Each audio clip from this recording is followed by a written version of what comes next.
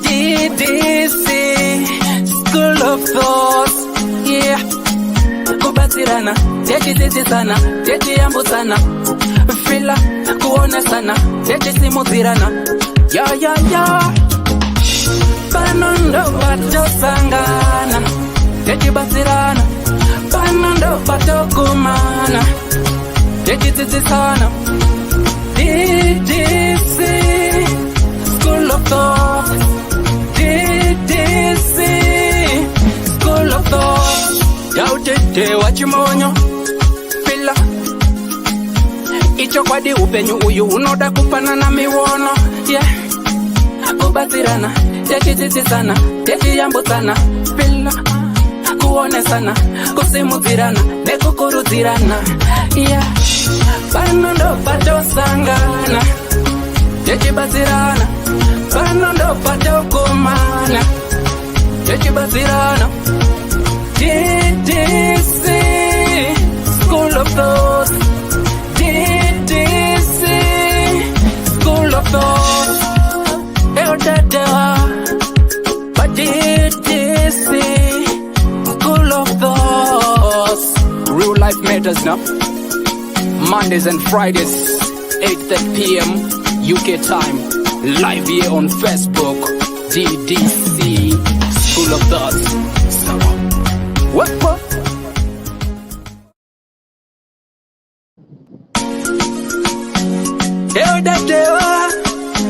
But Ddc Skool of Thoughts, yeah. Kubatsirana, techidzidzisana, techiyambutsana, fila kuonesana, techisimudzirana, ya. Pano ndo patosangana, techibatsirana. Pano ndo patokumana, techidzidzisana. Ddc Skool of Thoughts, Ddc Skool of Thoughts. Yautete wachimonyo fila icho kwadi upenyu uyu unoda kupanana miwono, yeah. Kubatsirana, techidzidzisana, techiyambutsana, fila kuonesana, kusimudzirana nekukurudzirana, yeah. Pano ndo patosangana, techibatsirana. Pano ndo patokumana, techibatsirana. Ddc Skool of Thoughts, Ddc Skool of Thoughts. But Ddc Skool of Thoughts. Real life matters now. Mondays and Fridays, 8:30 p.m. UK time. Live here on Facebook. Ddc Skool of Thoughts. Hello. Good people. Muri say linjani bawe to salibona ni mahla bezulu amahe. I hope and trust you're all doing good. Mgoma kwangu muri say. Lo mgoma kwangu. Ndizo hizi sisi. Hapana zakadakwa madi. Kwapisa. Zvirisei? Hapana. Kuri kudziya chete, kudziya badzi. Aiwa. Kuno kuti amboriravira masikati but kwapedzisira futi kwaane mhepo because kunogona kungoriwana zvemaawa mashomanini zvatopera. Hakuna kuri kupesa. Right, Precious Tapua Mulambo Hanzi First. How are you, Precious Margaret Mdawana? Say. Brenda Ndanga, how are you doing? MC Kurira, say.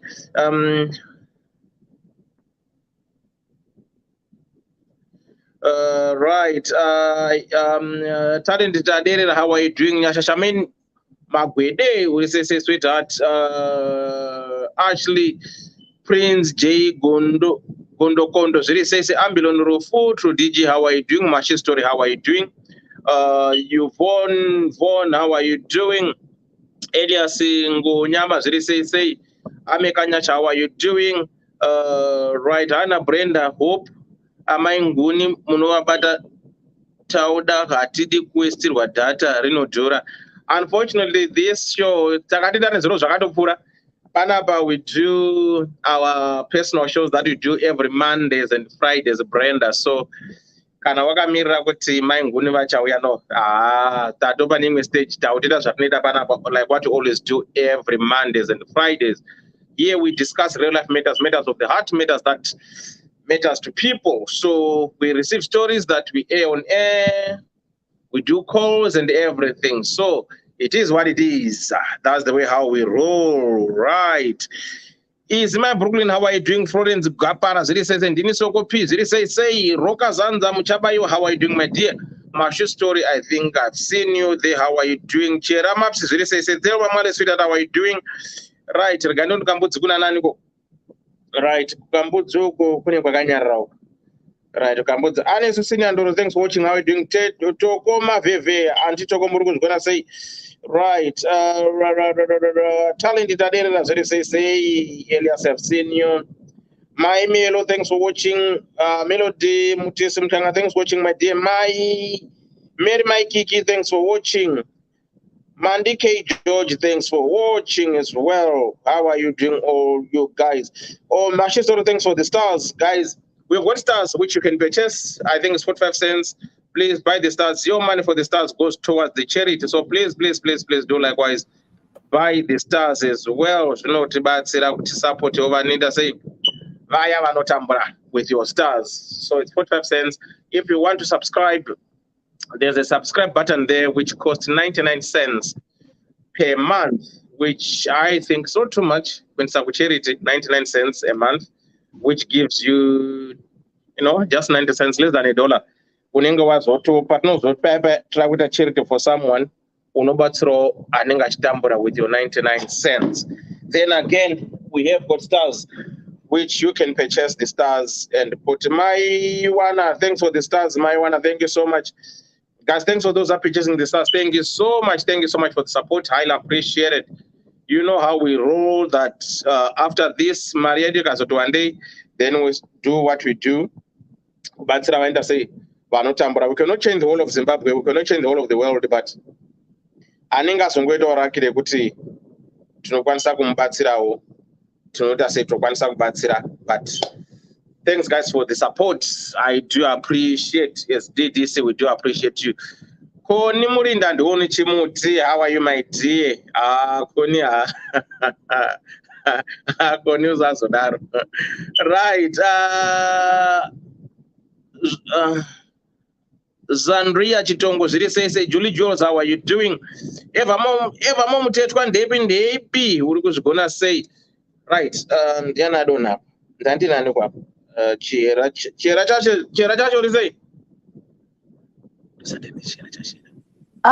Ndanguri ndabvirira kukumhoresai makangonyararira muna mukoma gwangwa. Atisumbokunzwa anti murisei. Ndiri bo zvekuti. Zviri kudi. Ndanguri hamusi kuona mameseji angu ayo uku ndandichitokuti ko makanyarara ndichitoshaya kuti ko zviri kufamba sei. Mameseji ari kubva kubva ndisumboona ini. Okay. Private chat uku. Ndanguva ndasvika pano singa. Active your star part. Ndikunzi active your star part and my star part I don't know how to activate them. Ndikunzi active your star party. But anisoti star part before 10s run out. My star part acho ndapi manje. Na ipana my star party anozi star part ndikunzi active your star part but anisoti. You activate them. Hello, Elder. Mama. Hi, how are you, Radically? Yeah, munongo activator ku side kwenyu, but on the side of apana button to activate. You just say iri kunyora kuti activate andidika. Sikandenda pa. Mimi, can't you click on the activate? I'm clicking it. Then your band owns out. And that's it. Because after that, then it's active on this other end, and this is kutenga party yacho kutenga masters. To activate them. Okay, let me see. I don't know. Let me see. Ndakutotengawo futi wacho, but I don't know why it will deactivate. Sorry guys, I don't even know about these things. I'm trying to activate it, but it's right. I don't know. You don't know the edit start your balance. I don't know. But we activate activate star part, send stars before time runs out to celebrate 900 stars. But I was so zero did the money. But I don't. You don't be it. I don't know. But no find a bit zero. I don't know. I don't know. But I don't. 50. Don't ndatenga acho. Amen. Nancy Julie's, it looks like it's activated already and it's counting down. So mato activator kudara. Oh. Saka pa star party vanhu panguva iyoyo, they'll be buying a lot of stars. So that's Okay. the party. All right, cool. Dano na wa end na Koni Murinda. Okay. Morinda. Okay, thanks guys. I don't know. Linga chingona, I don't deactivate whatever. Okay, Saga. For those who purchase the stars, thank you so much, guys. Right. So it is what it is. Right. Spongile Kumun, how are you doing? Julie Jules, how are you doing? Achoro for Chimuri say Koni Murinda, they love this. Say Bon, they Mary Mikey, Chira Tizo Gumbo, Ziri say. Mary Roberts, how are you doing? Long time no Mary Roberts, no seen. How are you doing? Right. Kanapana Misa Gumorisa Baga. Sorry guys, right, good people. Thanks for tuning in. Thanks for the support. Right, it is what it is. Let's roll. Right. Next week is what? Friday. We are gonna do Koni's topic, toxicity of parents, teachers, relatives. So it's a free show. One you talk about their personal experience when they're growing up as a Zimbabwean. The way you were raised, maybe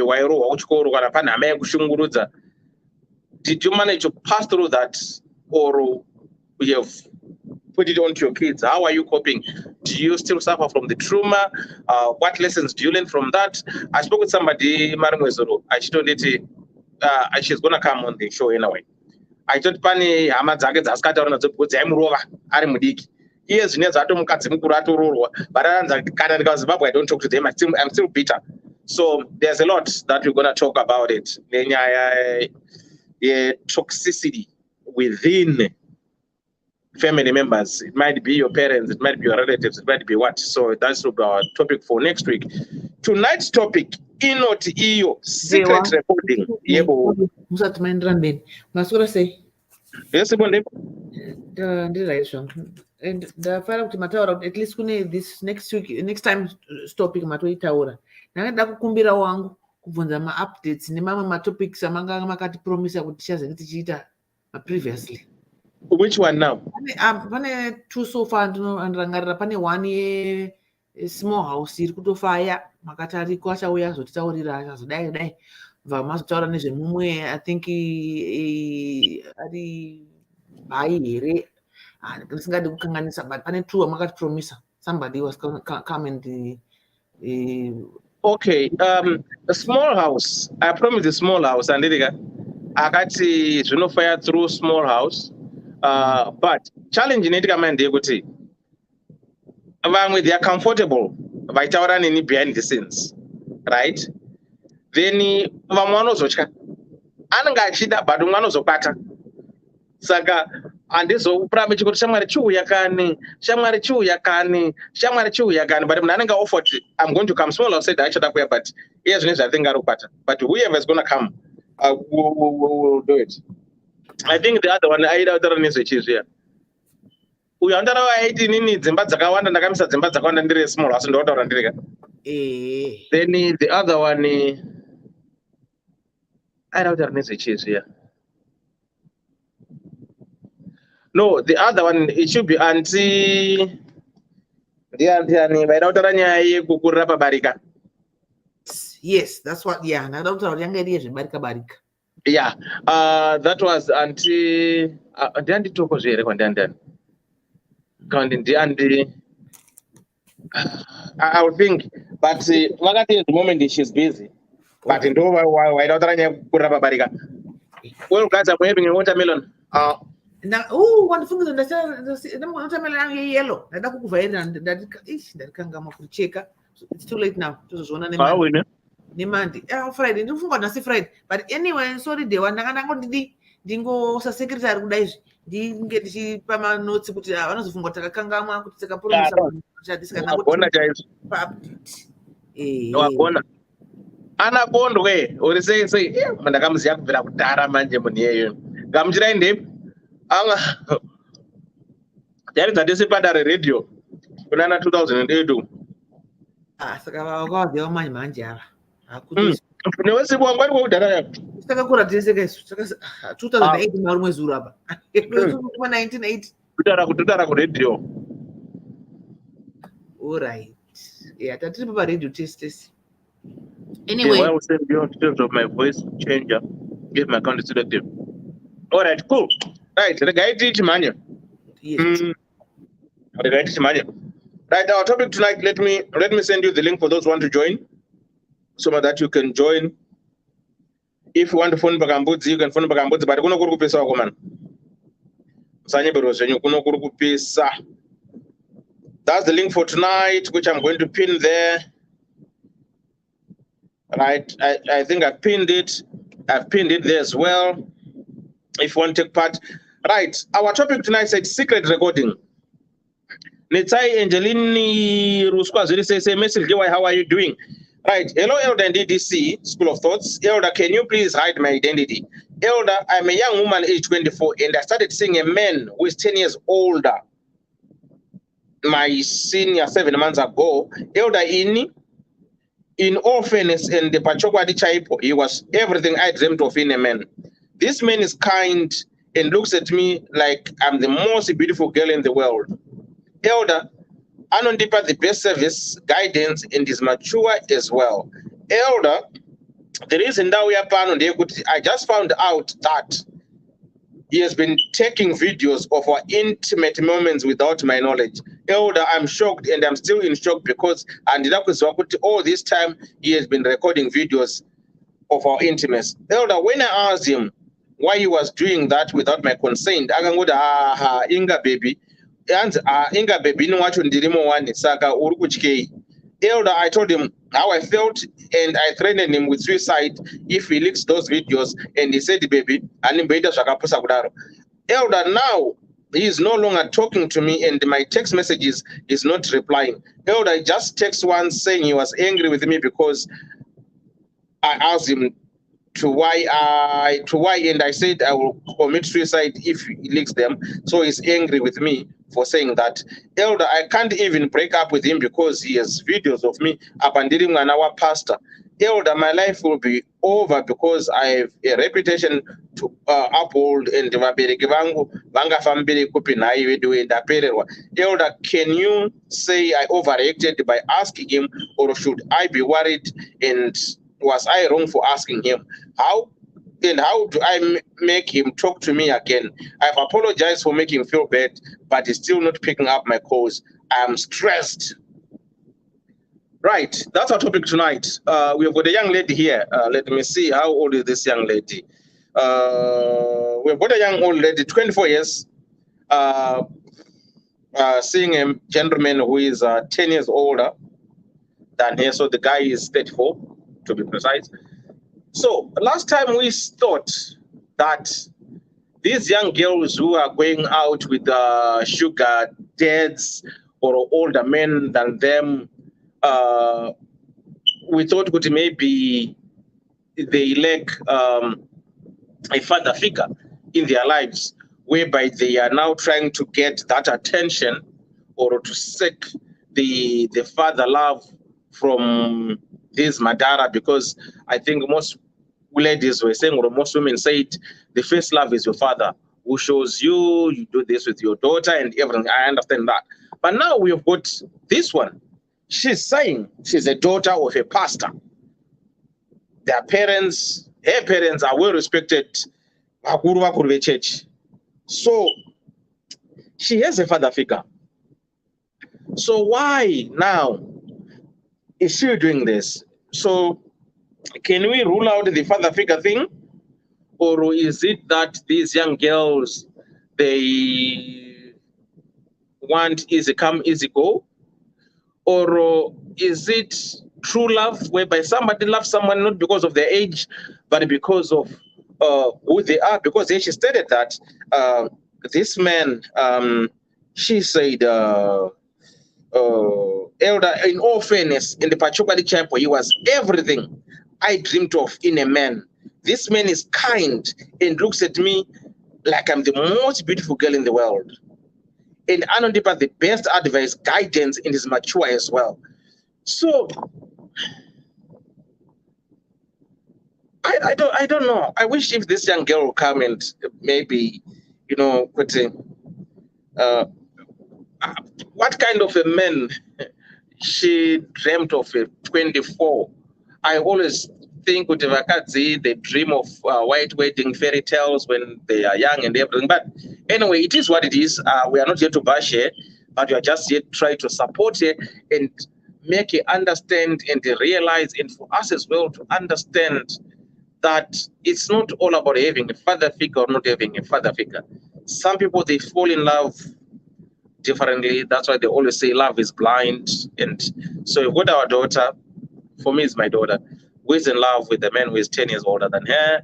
And now the challenge which she's facing is that this guy, all this time they've been doing what they've been doing, this guy has been secretly recording her without her consent until when she find out. And now she said to the guy, no, look, what you're doing is wrong. So why are you doing this? They said, no, don't worry, babes.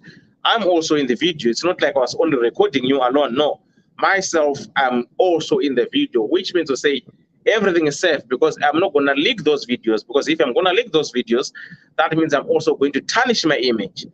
But the girl said, maybe your image, your reputation is better as compared to what I'll lose or the embarrassment that I'll give to my parents, because my parents, my father is a pastor and my mom, she's an elder church. So can you delete them? And the guy said, no, they are safe.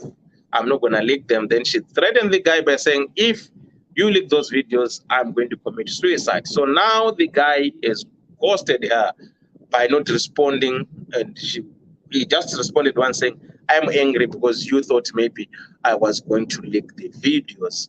So it is what it is. These are things that we are facing. These are things that our kids are going through. These are things that people are going through within the society. So let's discuss it. Let's talk about it. And let's crack on. Lisa, how are you? Lisa?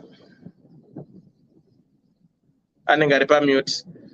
Right. Mugoma gwangu. Yeah. What do you say? I want to know what you say. Bolo.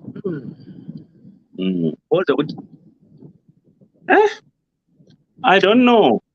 Honestly speaking, varume also tinomboitawo, and vamwe vacho hatidzidzi maconsequences azvo. You still remember Deo? I'm sure ndakambokutumira video yamuchinda wokurara nomwana wapresident wokucongo, wokucongo Brazzaville, not DRC Congo, but that smaller Congo Brazzaville. Yeah. Mwana wayo wanga ari married, mukadzi wacho. Saka pakuda kurekera pakunge amurekodha, I'm sure akasenzesa watch mamwe anorekodha.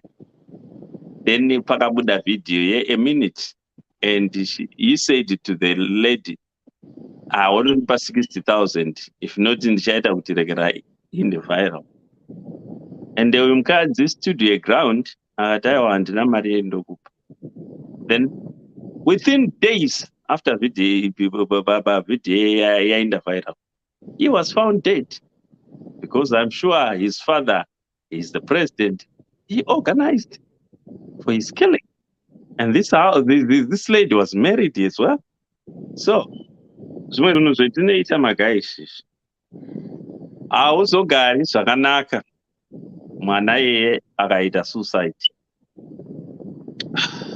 uchigara uchizviziva kuti ndiwo wakaitisa zvinhu zvacho izvezvo izvi. Hati vamwe varume hatitarisi maimplications ezvinhu zvakaita saizvozvo. Why? Kana uchida zvekurekodha, just ask the person zvinoita here, kana asingadi osiyana nazvo, because zveshuwa I'm sure tine umwe mwana wokutanga kubuda futi pamavhidhiyo wokuZimbabwe akafa vhidhiyo akazozviuraya vhidhiyo yabuda. Sindakatomboiona vhidhiyo yacho good, it's more than 10 years ago. Vatorana zvokudhakwa izvizvi. Saka varume ipapo, I think we should be very careful. And handizi kuti vanhu ava vari kupi, because anogona kungokusungisa. Vari kupi vanhu ava devo? Vari kuHarare. Kweduko zvinonetsa. Dema muri muno unosungwa. I think no United States, I'm sure. I'm not quite sure. But muno muike zvino unosungwa. Mushe. Yeah. Even ungorekodha mumwe munhu kwete kuti wakashama akangozvipfekerawo zvake asingadi zvisiri zvaasiri kudai, munhu can easily sue you. So handizi kuti tinonyanya kuzviitirei kana murume wacho achinzi akateerera ari pano. Yeah, zvimwe zvinhu zvinogona kuzongokukanganisa namamiriro akaita nyika yedu. Vamwe muchada kubuda, pamwe uchada kuuya uno nerekera uine reputation yakaita saiyeyo. Forget and smile. So zvimwe zvinhu ngatirege kungozvikanganisa nezvinhu zvisina nomusoro wese tichiita zvinhu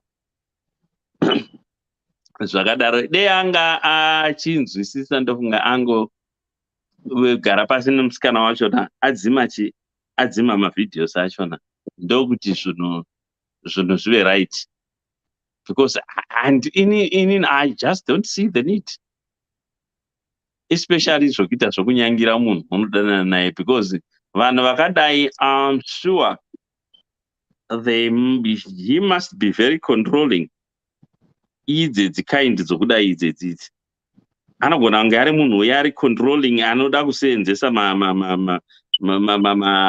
mavhidhios achona kucontrola munhu, which it is so bad. So vakateerera varume vari panapa, dzimwe nyaya idzi ndongadei tasiyana nadzo kuti tigare tiri on the safe side. Kana mabvumiranawo zvenyaya achida kurekera, fair and fine, hapana chakamboipa.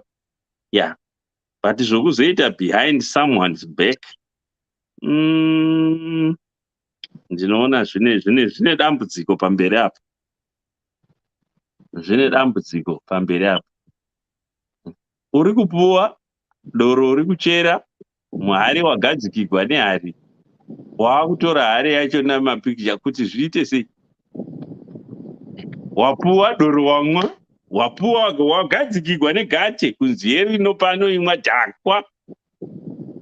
By God, takuswera tichiti ndokungogutisa uchipaza dura ikoko, because I don't see the need. Yeah. Pamwe kama ingotaurirana zvakanaka, hapana waimboramba futi. Yeah. I still remember a guy pandemwe company yandakambosenza 2 years ago. Umwe musikana, maScottish iwo, akawachisa umwe team leader waivapo, akarekera vakandogwangurana mubasa imomo vanga vachisenza zvokuti mosenza neclient muri wani. Haana kuziva kuti musikana wakangwarisa wairekodi. Saka akanga oratidza vamwe ndo vakamudza akati, iwe shamani wapera. Akasiya basa team leader immediate resignation. Atoona kuti pana apa anga achida kumuwachisa zveshuwa. Yeah. So no need, honestly, of doing that. Vanhu vacho ava vaneti zvako ukataura navo mushe vanobvuma. Kana ambokupa doro rachona chaangazokurambidza kuti tora akumarekera ehari yachamwa chi iye ambokupa doro racho. So zvimwe zvinhu tinongoshira kuzve pamwe mukataurirana maitongowirirana kutorana masitaira ose epano pasi, asi kuti tinongosarudza kuita zvimwe zvinhu zviri unnecessary. Fanika iye uyawo kuzourawa uyawo kurara nomwana wapurezidendi wekongo. Unongati kana anga ataura zvakanaka because mukadzi ukaona akupa gati redoro kuti iri imwa, hapana chimwe chinhu chaachakunyima. Kana akanga ataura naye, shamari ndine kaprojekti woke ndiri kuda kuita, unokwanisa here kundibatsira nopakati? Unongati mukadzi iye aimunyima mari, iye ambomupa, ari mukadzi womunhu ambomupa zvokwadi kuti hari yedoro, nyengero yose yedoro imwa. Aiwa, varumewo pamwe, so we are very short sighted. Because ini zvangu mukadzi andarara naye chaiye kana iri nyaya yemari, mari honestly haundinyimi. Kana tamborara zvedu tose. Yeah. Because chinhu chongati the highest respect yawandipa ihari yedoro rinonaka yawandipa. That's the highest honor yaunokwanisa kupa munhu womurume.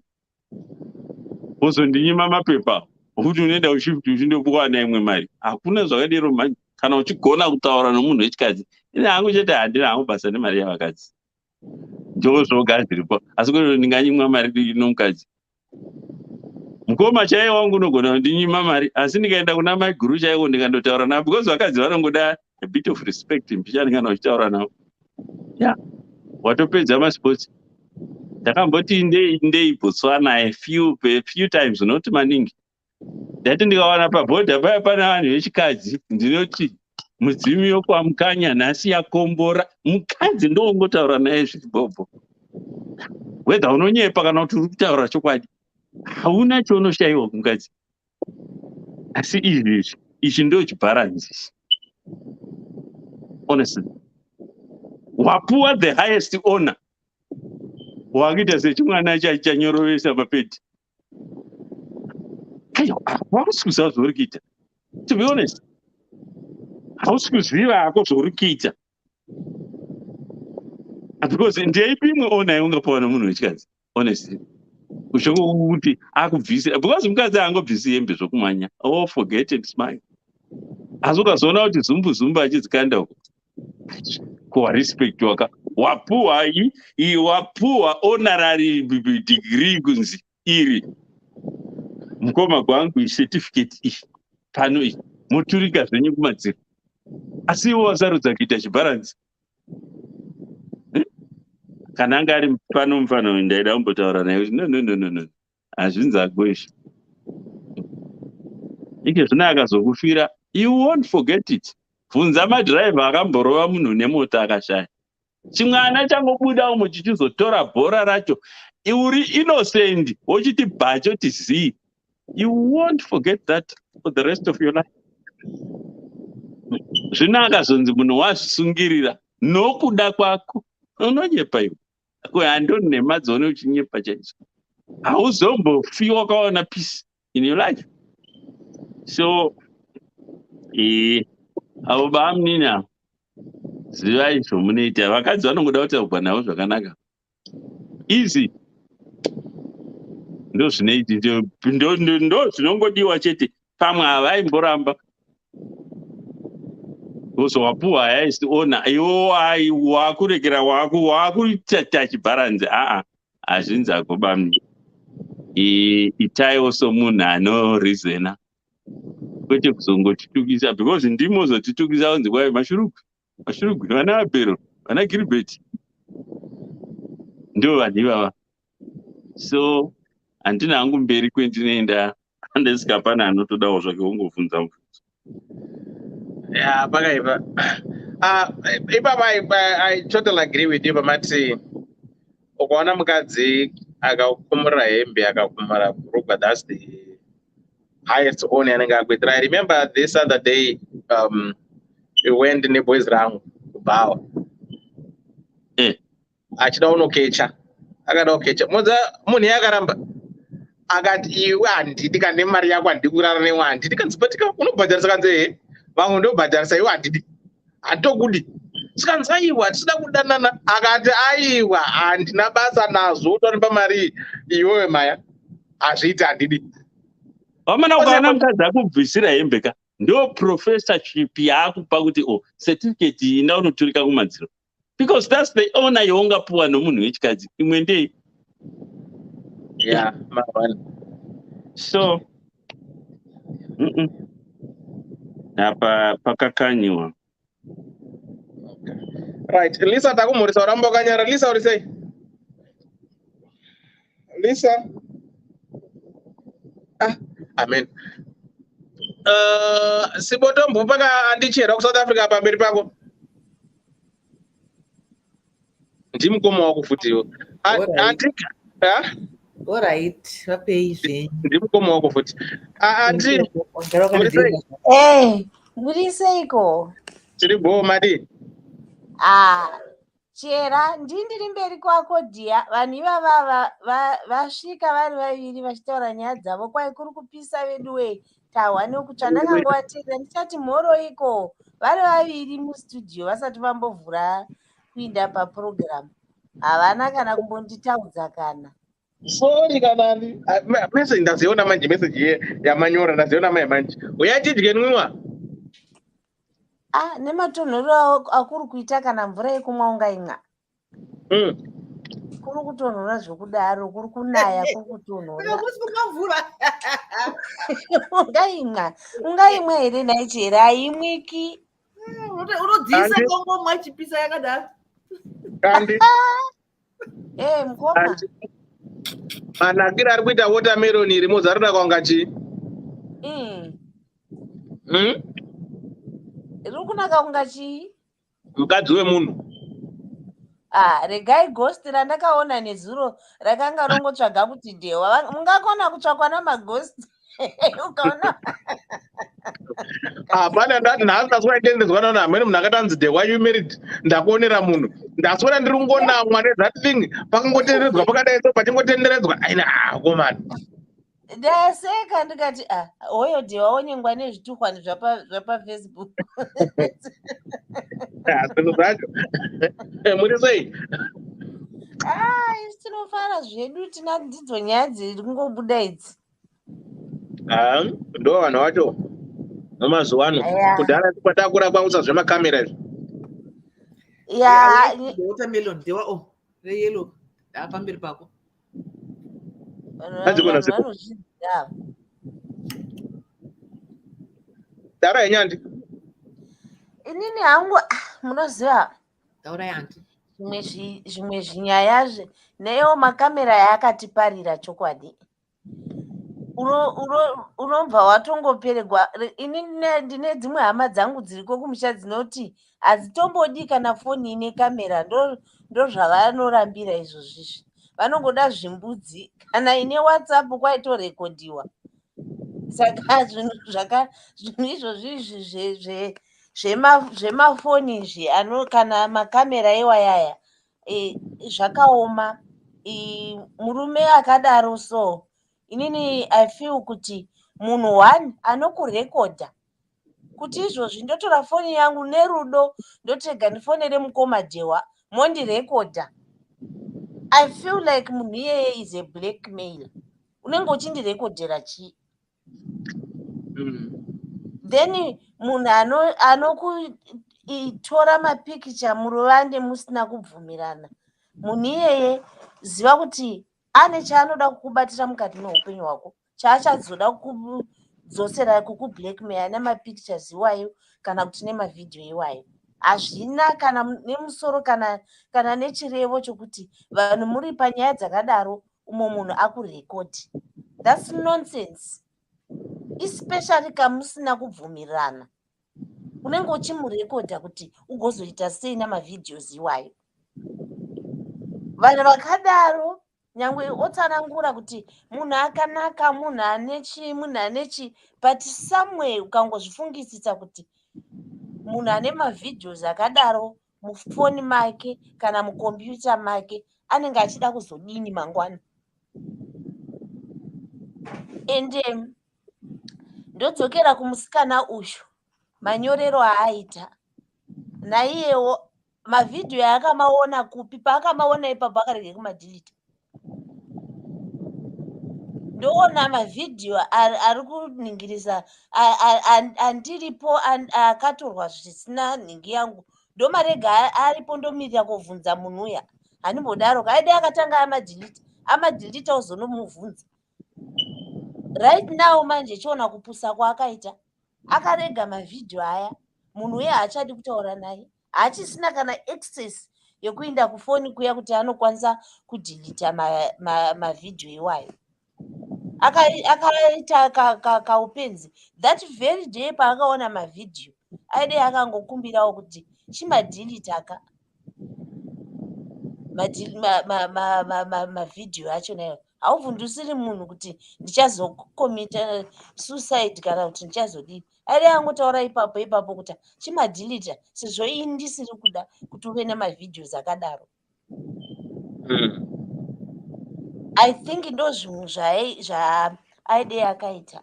Ende kuve mwana womufundisi, vana vevafundisi ndo vanhu vasingawi vazhinji vacho, kwete vese, nekuti vana vevafundisi vanoreriwa nemutemo.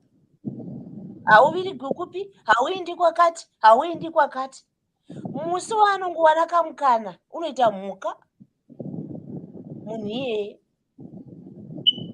Ndine vana veimwe hama yangu vanenge vane chechi yavo, handire nesta, vane chechi yavo very strict, but iko zvino mukaona stress yaanayo nevana vanenge vachiita zvemadrugs.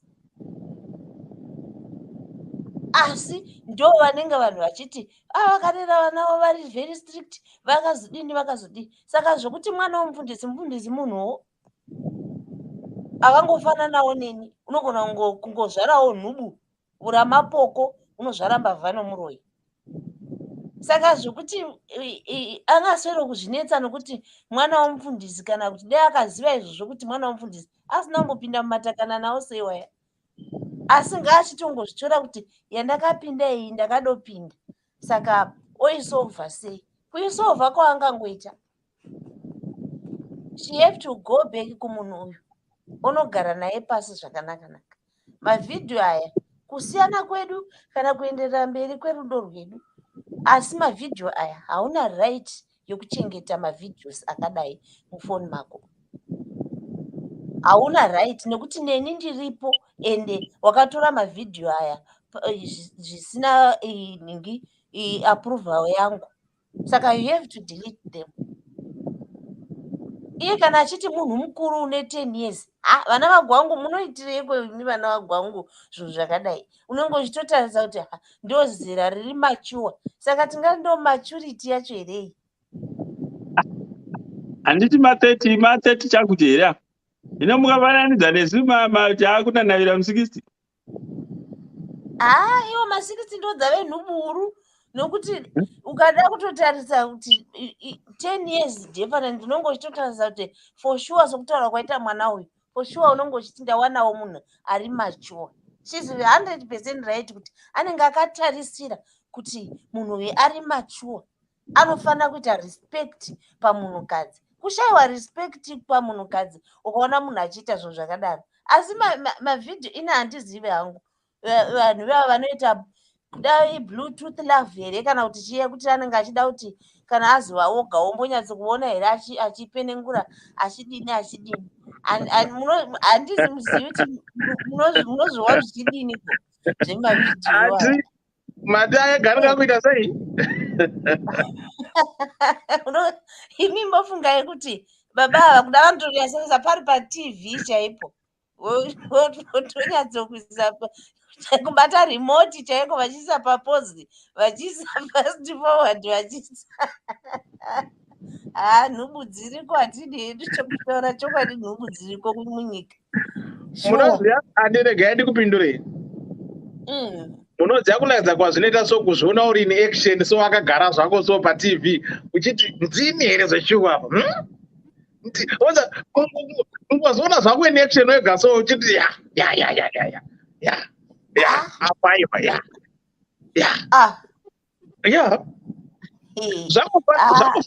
zvakufana nhanhuna ponoka handiti ndozvangaita nhanhuna pono handi unogara wega so chiti yakane musikana wako muchiona kuti uri kuona kona iyo shamwari but iwe saka vononga utasati but paya apa ndenge ndakaita mistake madam hey I'm just saying don't quote me inini zvangu ukadapiwa ndapiwa zvivindi nenyaya yataugwa namukoma gwangu izvozvi munhu wangu akangondirekodhawo ndotomuudza kuti iwe mwaya tanga nekuddc kana zvikunetsa ndotomuudza kuti tanga nekuddc ndokwandotozikamwa chaiko inda ikoko unokanda ikoko nokugona chaunowana ndokuti shuwa zvimwe zvinhu zvati unofa nestress kauchingofunganya kuti saka chikakandiwa chikalika chikagobuda chii chichazoitika chii saka iyo no guidance yataugwa namukoma gwangu yakaikwa nomukadzi iyeye wakati kanda zvako ende for sure ndinokuudza kuti haini kanda ndatopedza newe ndaona kana chaunowana inongotaugwa vhiki 2-3 zvapera zvabhuruvara hauna kana chaunowana kana chipisi zvino wakawanikwa akafa akafa mukadzi kana murume because mwana wacho ndiwa president and the president wacho is a merciless dictator. handiti mazviona mazvino ndoinoi chandagona hapana jere rebhindura kumufaro wose kuzvipedzera mufaro wese saka inini advice zvangu yandopa kumwanasikana wedu uyu ndewekuti imbozama kuti unhingirise usangane nababa mugare pasi unyatsokuvaonesa kuti unoziva inini kusada mavhidhiyo kureva kuti isecret yangu zvinoitwa mubedroom isecret yangu saka chindinzwisisawo kuti inini kurambana kwedu kana kudini zvemavhidhios ndakagara ndakuudza kuti zvemavhidhios handisi kuzvida saka inini ndachikumbirawo kuti mavhidhios awakanhingirisa awakachengetawa umadelete I know kuti delita kumunhu anogona kumadelita yet he saved them somewhere ndozvinonetsa munhu but anogona kudaro asiri munhu zvake anoda kumakanda publicly ichingovawo nhubu sana mukomadhewa vanenge vachida kunyatsokutarisa vachipenengura vachiita fast forward vachidzosera kumasure vachiisa papose vachidini ingori nhubu iyi inenge ichida kunyatsokuona zvayo kuti zviri kufamba sei otherwise rega zvako kunyanya kupanika but chidzidza kuti poto dzamunopakura idzi munopakurirepi nekuti zvinenge zvakasetiwa mudzimba dzevanhu izvi vanhu havachisiri safe kana kumahotelu chaiko kwaya vanhu havachisiri safe tongowa kudaro kuti kumahotelu chaiko vanhu vari kungotambwa iyo iyi yekunhingikwa yekuti chinohobudisiwa vakaona kuti ndivagwangwa vanozikamwa vapindawo namamoyo wavo kana chihera wavo morekodhiwa vagwangu tongohwa muchingotoburitsa tolika here chavagwangu tochilikisa here ndo zvinhu zvakungoita vanhu dzangova nhubu nyika yapanduka iyi aiwa chete vanhu vangova majomba musando kwewose zvinonetsa ini ndosaka ndisisapi munhu old phone yangu ndikangoona ine zvimwe zvokuti handizivi kuti zvakadzimika handipi munhu zvandaiita kudaro I don't ko ikarashika ine code fanika dzemanyuclear dzi unotoita yakundopwanya munotamba navo imi vakomana vemumazvikona umu chinokwera yavhugwa iyo yasevenzeswa chinotinetsa kuchengeta nyaya dzakadaro mufoni ikarasika kana kuti ikawira mumaoko asiri iyo ndopaunonyatsoona kuti zvinhu zvakadaro hazvichengetiwe mufoni izvo munombozvitorerei zvinhu zviyakasi zvivindi zvenyu zviri pai chaizvo zvokutora zvinhu zvakadaro ini shuwa munhu akandisendera kuti unondisendera mudziyo wakadaro unofendaka anenge achisenda ari pai atora pikicha iyo iri pai vanhu regai kudaro musaita zvinhu zvakadaro ini handifi paupenyu hwangu handizvitori picture ndakashama nyangwe handizami futi paupenyu hwangu handidi kana ende handigezi kugwizi kugwiziko kuyaka unotogwa picture wakashama vakomana vari mumatondo uchingotogwa picture saka be careful mazano vanhu nemakamera aya makamera apandutsa vanhu saka ndapedza hello muri kugara nyika ipi kweimimi inozvigarira muno muSouth Africa ndichiinda kumushando nyika mbiri dzandofamba right munomboziva here kuti pachizimbabwe neviri patiri panapa kudai sezvo tine magroups ekuti vanotosvika kutokurura hembe vasina kana kumbomanikidzwa zvavo kana wototi hatya kutokurura kutoita misvo kutoti hatya ivo vamwenyi mukomadhewa handizvirambi ende gurupu rino kujoina ndakaita kuuya pana paDDC ndichijoina family yeDDC I learned a lot zvinhu zvandakanga ndisingazivi ende zvimwe zvandakanga ndisingabhelieve zvakaita kuti ndivhurikewo meso kuziva kuti kune dzimwe nyika kunoitika zvakati kunoitika zvakati kwatiri zvinenge zviri zvishamiso nokuti isu muno muSouth Africa matiri munomu ndosevenza pano pamakicheni ndogara pano nevarungu vangu ndosevenza pano Monday to Friday, Saturday, Sunday ndendiri pano. Sunday ndobuda ndichienda kuchechi. After church ndozvidzokera pano pamba ndoenda kugarden kwangu kwandorima zvimuriwo hwangu. Zuva rapera ravira. Handina imwe nzvimbo yandoenda kana kuti ndichaenda kufirimu kana kuti ndichaenda kubirthday party yanhingi ndendingovawo pano navhusa wangu tiri vaviri takangodaro nokupinda mumakicheni. Saka zvimwe zvinhu ndodozviwa pano paDDC zviri zvishamiso. Ndotokanukawo kuti zvinoitikirepi kana kuti zvinhu zvakadaro nyangwe mumasocial media unotokanuka but tarisai muone isusu yedu nelife yedu yakasara saka muri kudivorce club here ndakashayiwa indikabuda ndakashayiwa kana andi muri kudivorce club here vakashayiwa vakabuda Dewa usikuteerera hanzi ndakashayiwa munhu ndikabva ndatobuda regai ndikutsvagirei because hey muri kugara upenyu hwakaoma mira handida kutsvagira someone aiwa mumboendeswa kufirimu aiwa no handisi beautiful aiwa ndida kutsvagirai munhu aiwa no aiwa no kana umwe chete wakamboti mhoro chera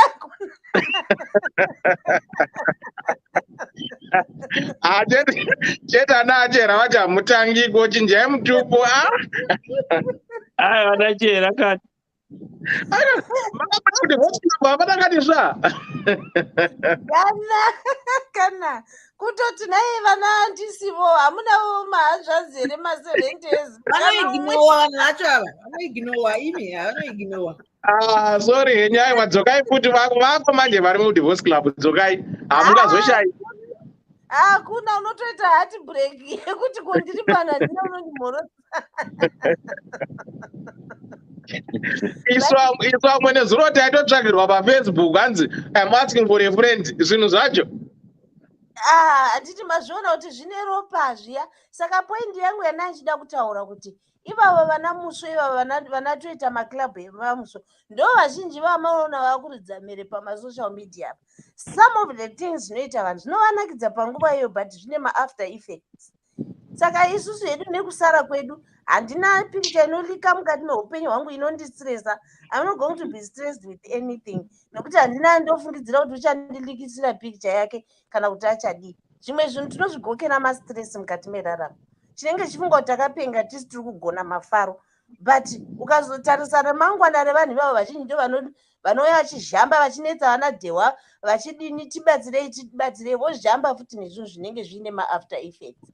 Saka ndapedza zvangu vanhu vakawanda vanoda kupinda pachirongwa. Right, thanks Andrea. Ndikubatsire musati maenda. Right, kuno ku-UK inonzi revenge porn. Right, since 2015 in England and Wales, it has been an offense for someone to share a private sexual image or video online or offline of someone that their consent and with the intention of causing them distress. If you are accused of revenge porn and found guilty of the criminal offense, you could face a sentence up to 2 years in prison. Handiti maona manje. Ya kunokune kamutemo. Nyangwa kuZimbabwe kariko kamutemo kune vanoziva machapters. I think kune vanoziva mutemo wekuZimbabwe can help. KuZimbabwe uriko mutemo wekuti mapono iwaya kuti zvinenge zvifamba sei. Hamene vanonyatso kuziva mutemo vangakwanisavo kuzvitsanangura vakakwanisa kubetserawo musikana wokumuvhura meso. I think that's all. Thank you so much. Thank you everyone. Bye. Thank you so much, Auntie. Right, for those who are just joining us, thanks for tuning in. Thanks for coming to this show. It's called the Ddc Skool of Thoughts, where we discuss real life matters of the heart. So here we talk and discuss and share personal experiences. We don't judge, we don't throw, we don't do anything that makes somebody feel uncomfortable. Your views, your opinions are well respected. So the same way you want your views and opinions to be respected is the same way you have to respect the other person's views and opinions. No one is right, no one is wrong. We might disagree to agree, but don't take it personal. Right, let me just recap this one. And again, thanks to AC and ASMA Brooklyn and who is this other person who bought some stars? Thanks guys for buying these stars. Right, I'll find who, let me see the other person. And the Posham Sons, thanks for the stars. The other ones who bought them in the beginning, thanks so much guys for the stars. Your money for the stars, we'll collect it, then we will put it to charity, then we'll find someone that we can support. So that's how we do. Right, our topic tonight says secret recording. Elder did Ddc Skool of Thoughts. Elder, can you please hide my identity? Elder, I'm a young woman, age 24, and I started seeing a man who is 10 years older than me 7 months ago. Elder, in all fairness, in the Pachopadi tribe, he was everything I dreamt of in a man. This man is kind and looks at me like I'm the most beautiful girl in the world.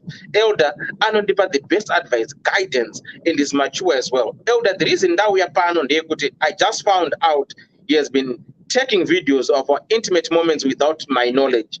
Elder, I was shocked and I'm still in shock because all this time he has been recording videos of our intimacy.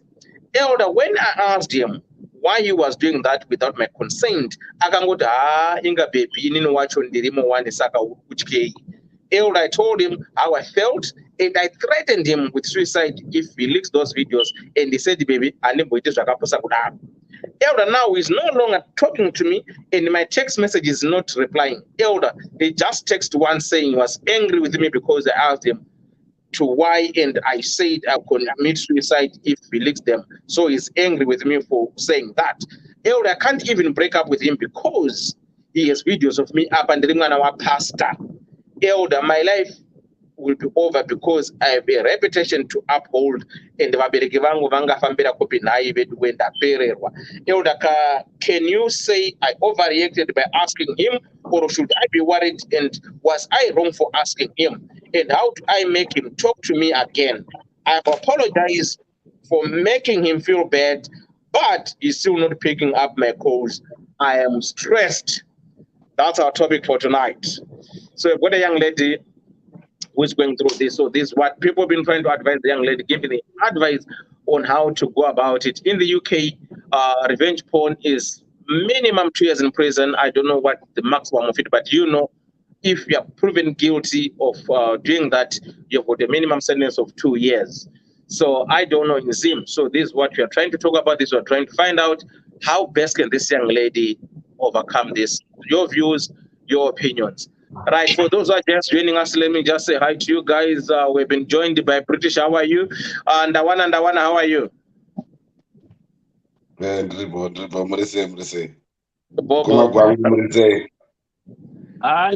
is it say? Oh, thank you.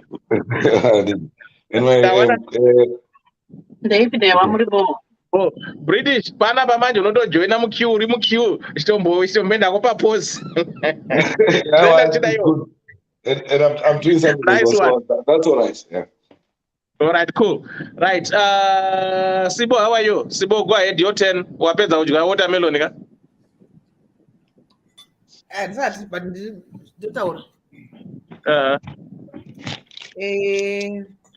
Hanzi ndine ana 24 years mwana wedu uyu. arikudana nemunhu ane 10 years older, so it's like 34 years. Vanhu vakuru vana vadiki zvavo asi vanhu vakuru. Saka game iyi dike pandanzwa achitaura chanzani akatitorwa mapicture ndisingazivi kana kuti video ndisingazivi ndikazodai ndikazoda kuti munoteterana nesuicide.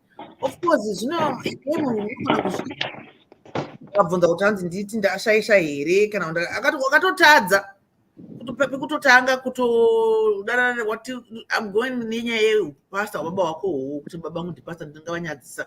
Saka iwo kudana nemunhu wakutotaura eda wako for ane 34 years une 24 izvozvo zvacho muchifambidzana muchitomboita house. Baba vako dai vakazvinzwa unovainyaririra kupi muchechi tisatataura zvemavidhio. Saka from the get go you didn't even respect yourself. Wakuda kuzotaura zvekuzirespecta iko zvino nokuti wakatorwa video. Yes, wakakanganisirwa because it was not your consent kutorwa mavidhio because vamwe vanoconsenta kuti let's take each other. Vanhu vatorana zvangataura dhiwa izvi kuti mune muchizonyatsoda kuzonyatsotarisa manganyatsogara unyatsoona kuti angachinyatsokudivirwa ndiani, angachikudibira mumwe ndiani, angachipepeta mumwe ndiani, angachikanwa mudenga ndiani, angachigama ndiani, angachigamuchira ndiani. Ndo game racho unokuta uchikanda uchigama muchinjana upepeta ude. Saka sori zvako bani yacho yatooma kuti the guy is not responding to your messages, you know, and apo wakutochka. Let's just say maybe take his word kuti he's not going to leak in the video yacho, but anogolika say video yacho kana muchiri mese sekuti aita kuti nindirimo muvidhio but varume havana basa nazvo kuti harimo here kuti hamuhari chananga chitongoda kuti iwe ubude chete hamina kutengera kuti ubudiswe uonekwe kuti nyandombozoti munombozviitei dewa but anyway handisi kuti mimi ndinozviita. Aiwa video acho kamosi akawanda acho unogona kuona ruoko rwemurume newestline kubva pawest nekumakumbo nemagaro pamwe imwe sebelebe yacho haumboioni kanenge kari kadora zvako kachingokingirikika but mukadzi ndione uchishinyira uchidi tichingoona mapicha evakadzi kuposa kwedu here kuti handizivi even vanokonsenta vacho unoona ndiani abudiswe kana face akafinyama achichema kana kuti achifarira hatizivi but varume hamina kuti munozviitirei kana nemi wakadzi hatizivi kuti munozviitirei zvekuda kutorwa mumavidhio muchiitwa lulalula. If it's not a film, why are you doing it on camera? Because the best thing, what you can do, bedroom, put a mirror ceiling. Put a mirror on the ceiling. Kana kuti side. Full length mirror yekuti inenge ine view yembeda makarara baba anongoda kutarisa pamira chino ari kurova ndiani kana kuti yo mukadzi uri wakarara uri wakaiswa pasi unotarisa mudenga chona baba vachikikiri vachirova ningiri boxing vari pamusoro uri pazasi. You can see each other unonyatsa kuonana zvekuti you don't have to record it but you can do it every day. Why do you have to record, you know? Saka musikana sorry ako kuti waka blindside kwa apa nachingopa example kuna varume vanoda zvekurekodha. Don't record, just isa mamira mumba munonyatsoonana. You don't have to record, you can do it all the time. Why are you recording? Saka iwo musikana, suicide it's not a way to go. Urutoda kuto wakunyanya kujamba gate riya rakaiswa mazvipikiri mabhodhi rakaputsika unochekwa kasi ara kusatira mune suicide anokuudza kuti ifa ukafa unomuka haumuki. Saka don't ever do that. Don't stoop that low. Apa uri paChrist kuti wakutya kuti baba vako repetition baba vako. You should have thought of that before you even started sleeping with this man. Because kana uchida kunzi mwana womufundisa unonzi ngaunzi akaroorwa tipemberere mwana akaenda ari virgin mapfuma ikabhadharwa. Saka wakatozvikanganisira ina go with the sorrow zvese na sisi vangu chera na mukoma wangu. Yes, you are at fault. Tese the guy and iwewo the guy kutora videos zisina consent yako newewo kuti wakutritina kuti uda kuzviuraya. You have apologized. You've done all you can do. So I thought that, and this guy akopa word yake kuti he's not going to do it. Saka iwo chingopesuwa kuti please, and I wanna guarantee kuti video yacho I don't delete it because my copies anenge aitwa. Unoziva kuti unodelete but mudelete muya fana kana iri jefoni ine pano archive inochengeta zvinhu zvakadeletwa iwo gofunga kuti zvinhu zvadeletwa. Saka anogona kudeleta zvokukufadza iwo wofara but video yakatoitwa macopies dzitoriko. Uzviona ndo unubu une vamwe vanhu kana kuti ndo uyipi une vamwe vanhu. And we don't want to say kuti murume wayo akaipa kana kuti akanaka because we don't know. Iwo ndiwo unomuziva munhu wako. Because someone they open up as you go wakudana nawo paipa ndipo unoona munhu zvane mwoyo wakaipa, munhu zvane mwoyo wakanaka. Saka iwo ndiwo unoziva kuti munhu wako akamira sei. And now that hamusi kunyanya kutaura mese what caused it. Ndizvo nyaya yekuti wakakumbira kuti video dzimwe here kana kuti akungova woscas. Varume ukanyanya kwaita senyuchi kwamomotera anotiza but aripo anenge achida ngokuchengeta ngoni anondirichawe ndiri chadi akupa my excuses toziya kana kuti tozvitwawo nesu anenge achida kupa my excuses iya asingadi kukuona but achida kuti uvepo. See ndikutora shona chaiyo indoona kunge ndikuchaita shona ina zvisi kundimekera seni zvandikutaura zviri bonded kuti anogona kunge ari kutokutya kuti wamubvundutira nerufu. Saka he doesn't want death pamaoko ake. Hadi kuti unzi mwana isibongile akazozviuraya akazviurayira dhewa. Tozvona azvidi zviuraye wega on terms kuti kana yachizouraya uzobatawo maoko anongokuti ndaibudana nemusikana yemufunge akamena kuti chakamupinda chii akazozviuraya. I don't know. Saka please take that back. Apologize and I just asked this guy could please video here and they stop talking about it because if you try to make it a big deal, I know that man will use those video against the will and I explain wakumuda zvekutya uchamudi zvelove wakutomudira kutya kuti video inozobuda babangu vanozodi and it saka iwo kungokumbira regerero and then you keep it moving. Womukumbira regerero womukumbira kuti video please guys, don't even talk about it. Okay, fine. We are not going to take more videos. Kana kuti you garanto kuti pamunorara pacho kana iri phone nditoma kuti mafoni ngadzimwe kana kuti mafoni ngaende ari pacharge somewhere wongomeka sure kuti mucharekodhani handiti kana usina kurambwa ingoramba chidzaka nayo but be careful because iwe ndiwe kurekodwa secretly usingazivi unless kana akatoisa masecrets mahidden cameras mumba ndeve kupi kwa mukomadhewa havangambova vekuzimbabwe kungwara kudai Ndewe kuZimbabwe. Zimbabwe kupi kwacho kugwanda kwakasiwa kakanasiwa passport na DJ Tira akabirwa passport ndo kubocha ndiko kumadhuna ndokunana dhumba musakwa kwenyu kuku. But anyway zvinomunhu vese vangongwarisawo kana nambuye chaivo vanogona kutora mavidhio vari kuchikuya dovi kumamisha uko. But ini ndiriona ngoti musikana uyu asave too desperate because if she becomes too desperate this man will use that against her. Anogona kutomubatira izvozvo kuti ari kutotya saka achaita zvandoda anogona kutomuti saka takutorekodha panapa mavidhio andisingadzimi and hausi kuramba akutozomurekodhera pfini nokuti iye akutya. Saka ngamukumbira kana akumbira mukomana uyu wobva kana asingasamudi iye asamurambe ngaangodzaka nayo iri kutambika iko zvino kuti why I'm missing you normal relationship but asamubhege too much asanyanye kumuita mambo hazi mwari. Whatever comes, yes. We tunaona mavideo ya mistake, but of course, and it's a serious matter. People who have committed suicide. I remember that girl in 2000. When was it? 2000 what? Ukuzuraya uya. Alikuwa gang rape na kumana disco uya. Kuti mai vangu hamadza kuti kuona zvinhu izvi. Yes, because you cannot really comprehend kuti zvaitika kuti ndini here uyu. Ndaitwa izvi nzadzi yangu mai yangu inini. Some, it happens. That's how people commit suicide because vanenge vapererwa kufunga. Vanenge vapererwa kana kuti angandibatsira ndiani because it's out there and it's not going to be erased. Yes, people commit suicide.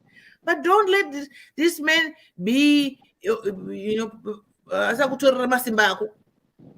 And be strong. Ask him, could you please dear, mavideo yaka ndiratidze kuti dzime. Modzima. But it's not guaranteed kuti hana kuseva somewhere. handiti kana iko zvino ari case ini ndichingotiwo chingoita approach yongotiwo okay pamunenge muriona makuonekera tokuonaiwo kana muri busy muri busy but kana akatoita zvachose iwo usamutsage like that usamuhuve zvanataura kuti varume vauda kutose nyuchi kuti muramba chingoti mamotera musiye kana achikuda chekutsogera nguva ouya usamutsage zvedesperate anobva anyatsoona kuti panapa ndaona munhu wangu okukushandisira izvozvo zvekuti nokuti ane video yako muchirara mese don't give that man your powers yana power ake power wako just be strong kuti okay that ndakutokoreta upenyu hwangu. Don't make a mistake of sleeping with him mafoni ari apa kana kuti pakaiswa kamera apa chitongo iyo be sarcastic kutoti aiwa zvatakurara kudai so asi iri papi video ndinyatsoona kuti enge wevideo iri papi tinyatsotamba bhora otomuitaunge iye ndiye saskamu kuti video iri papi tichatarara tinyatsobuda shine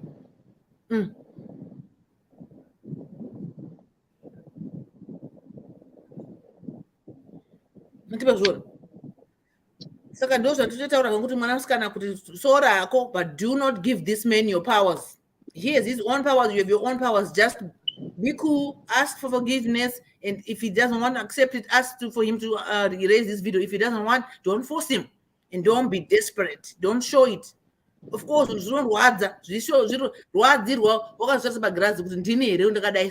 but don't even show it to him because he will use that against you. Advantage because they use what we give them. If you're weak on them, answer that weakness towards good. Of course, so don't be weak around this man. Don't stand your grounds. You got your own rights. You got your own wishes. You know,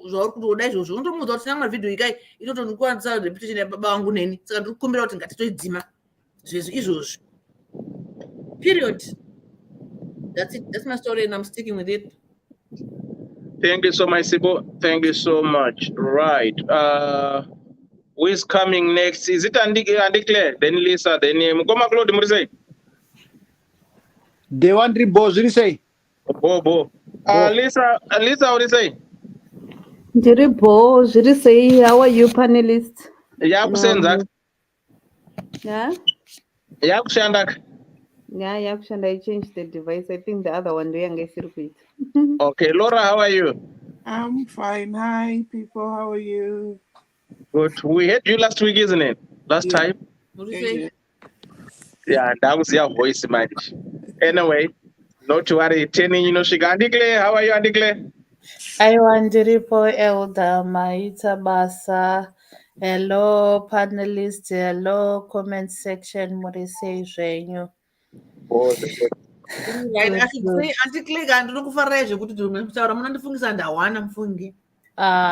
Thank you, Auntie Sibu.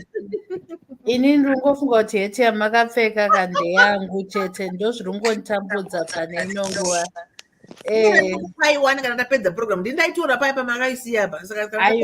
Aiwa, then hapana nyaya zvatogadzirika.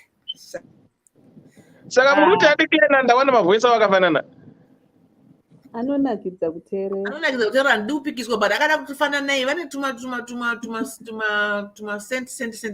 accent tunoenderana. Okay. Ndawana udzoke pada udzwa voice rako neRandikle rako ati ndakafanana naye. Taura nyandikle. All right, maita basa. Nyaya yemunyorika is a typical reality of certain situations that people are facing now because of social media, electronic devices that are at hand that are making us kuti tive nehuchapa. Dzimweni dzenguva tinoita huchapa pakushandisa ma-devices that are meant to make our lives better. I think ndogara ndichiti sometimes munyori, no offense, but I've always heard kuti zvoni you always offend someone when you say no offense. Stupidity is not a disability. I always say this.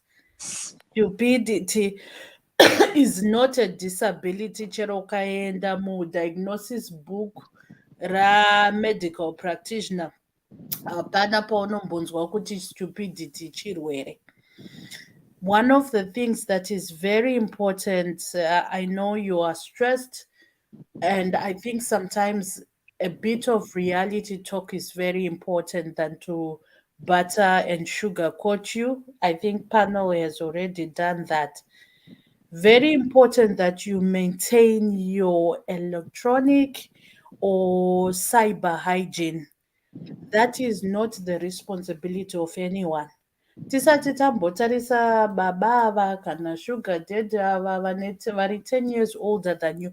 You are responsible for the actual reality that you are living. You are also responsible for the reality that you live, because now we are living in a world that we have multiple realities, and sometimes people fail to merge the realities to become one truth, or to separate the realities of real life and social media reality. That's why I think kuti tewa tinofana kuvhura chirwere chipatara chemasocialites, because people are failing to do that, to separate the two. And this is what is affecting this young person. Kuti whatever you put out there, you cannot take it back. So it is up to you to take responsibility of what you have put out there. This is either by word of mouth, this is either by a visual picture, video. You are responsible for your own footprint. Your electronic footprint is going to last up until infinity. This goes without saying, because hatisisiri panguva iya yemarock paintings yekuti zvichida zvaukaita kana kuti mombe dzakanga dzichifudzwa nemashona unodziona dzakanyorwa mugomo rimwe chete kana parock painting one. Now, if you put it out there, whether you have consented to it or you have, by actually accepting to take a video, you have made yourself vulnerable. What happens after you are not in control of? But what you can be in control of is what you choose to put out there. Kana iwewe uchifunga kuti pamwe zvekuita sorry? Let me hold your mouth for a second. She did not consent to this video. But the moment Yano Vuma and did a video call, for example, the moment you accept a video call, you cannot hold someone account. You are not responsible to what that person is doing on the other side. Anditi. But you are a Vuma video call, Anditi. You don't know what the next they are mandated to tell you or not to tell you. The only way that she found out is probably the guy ended up saying, I took a video, or ended up sending a picture to her or a video to her. Wakanditorera video. This was not to my consent. Yes, on a legal basis, that can be negotiated with my video, but the rest of the things prior to that, you are responsible to. Do you want a video call? Yes, you take it. You know kuti you have put yourself in a place of vulnerability. Kana munhu achiita video call newe anokwanisa kukutora ma-screenshot. Ungazviziva kuti ari kukutora ma-screenshot. You don't know that. But the moment you have done that, you have said, okay, I can see you and you can see me. Whether you have consented to it or not, but you have accepted a video call. The second thing is, iwewe kana wazviplace in a position of vulnerability. You have no control of what happens thereafter. Whether munhu yadecide kuti I will have a visual memory of it, kana kuti ndoda kutora tuma memorabilia captions of it, you can't control that. Because chaunokwanisa kucontrola button to accept or not to accept. What happens thereafter is not in your control. Then how then do you protect yourself? One of the things that Anzi nakhona, I thought this was a hidden camera, but this happened on antivaitaura pafoni naidewa. I'm sorry, come again, Auntie. Vaitaura pafoni vatorwa mavideos vachiita ma-intimate moments. Pangada panga pari paWhatsApp handiti ndizvo. Okay, let me go to thing. Hold on. Dissect. Okay, hold on. Let me go to the thing, to the topic. Right. Let me recap it again. Some of that not on the clear picture. Secret recording. Hello, Elder and Ddc Skool Of Thoughts. Elder, can you please hide my identity? Elder, I'm a young woman, age 24, and I started seeing a man who is 10 years older than me 7 months ago. Elder, in all fairness, and the Pachokwa Chaipo, it was everything I dreamt of in a man. Because this man is kind and looks at me like I'm the most beautiful girl in the world. Elder, I don't depart the best advice, guidance, and is mature as well. Elder, the reason that we are pan on the good, I just found out he has been taking videos of our intimate moments without my knowledge. Elder, I was shocked and I'm still in shock because Andina Kuziva put all this time he has been recording videos of our intimacy. Elder, when I asked him why he was doing that without my consent, akangoti inga baby inowacho ndirimo wani saka uri kutyei. Elder, I told him how I felt and I threatened him with suicide if he was to leak those videos, and he said, baby, animboita zvakapusa kudaro.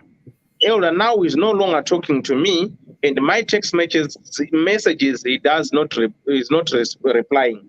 Elder just text one saying was angry with me because I asked him why, and I said I will commit suicide if he leaks them. So he's angry with me for saying that.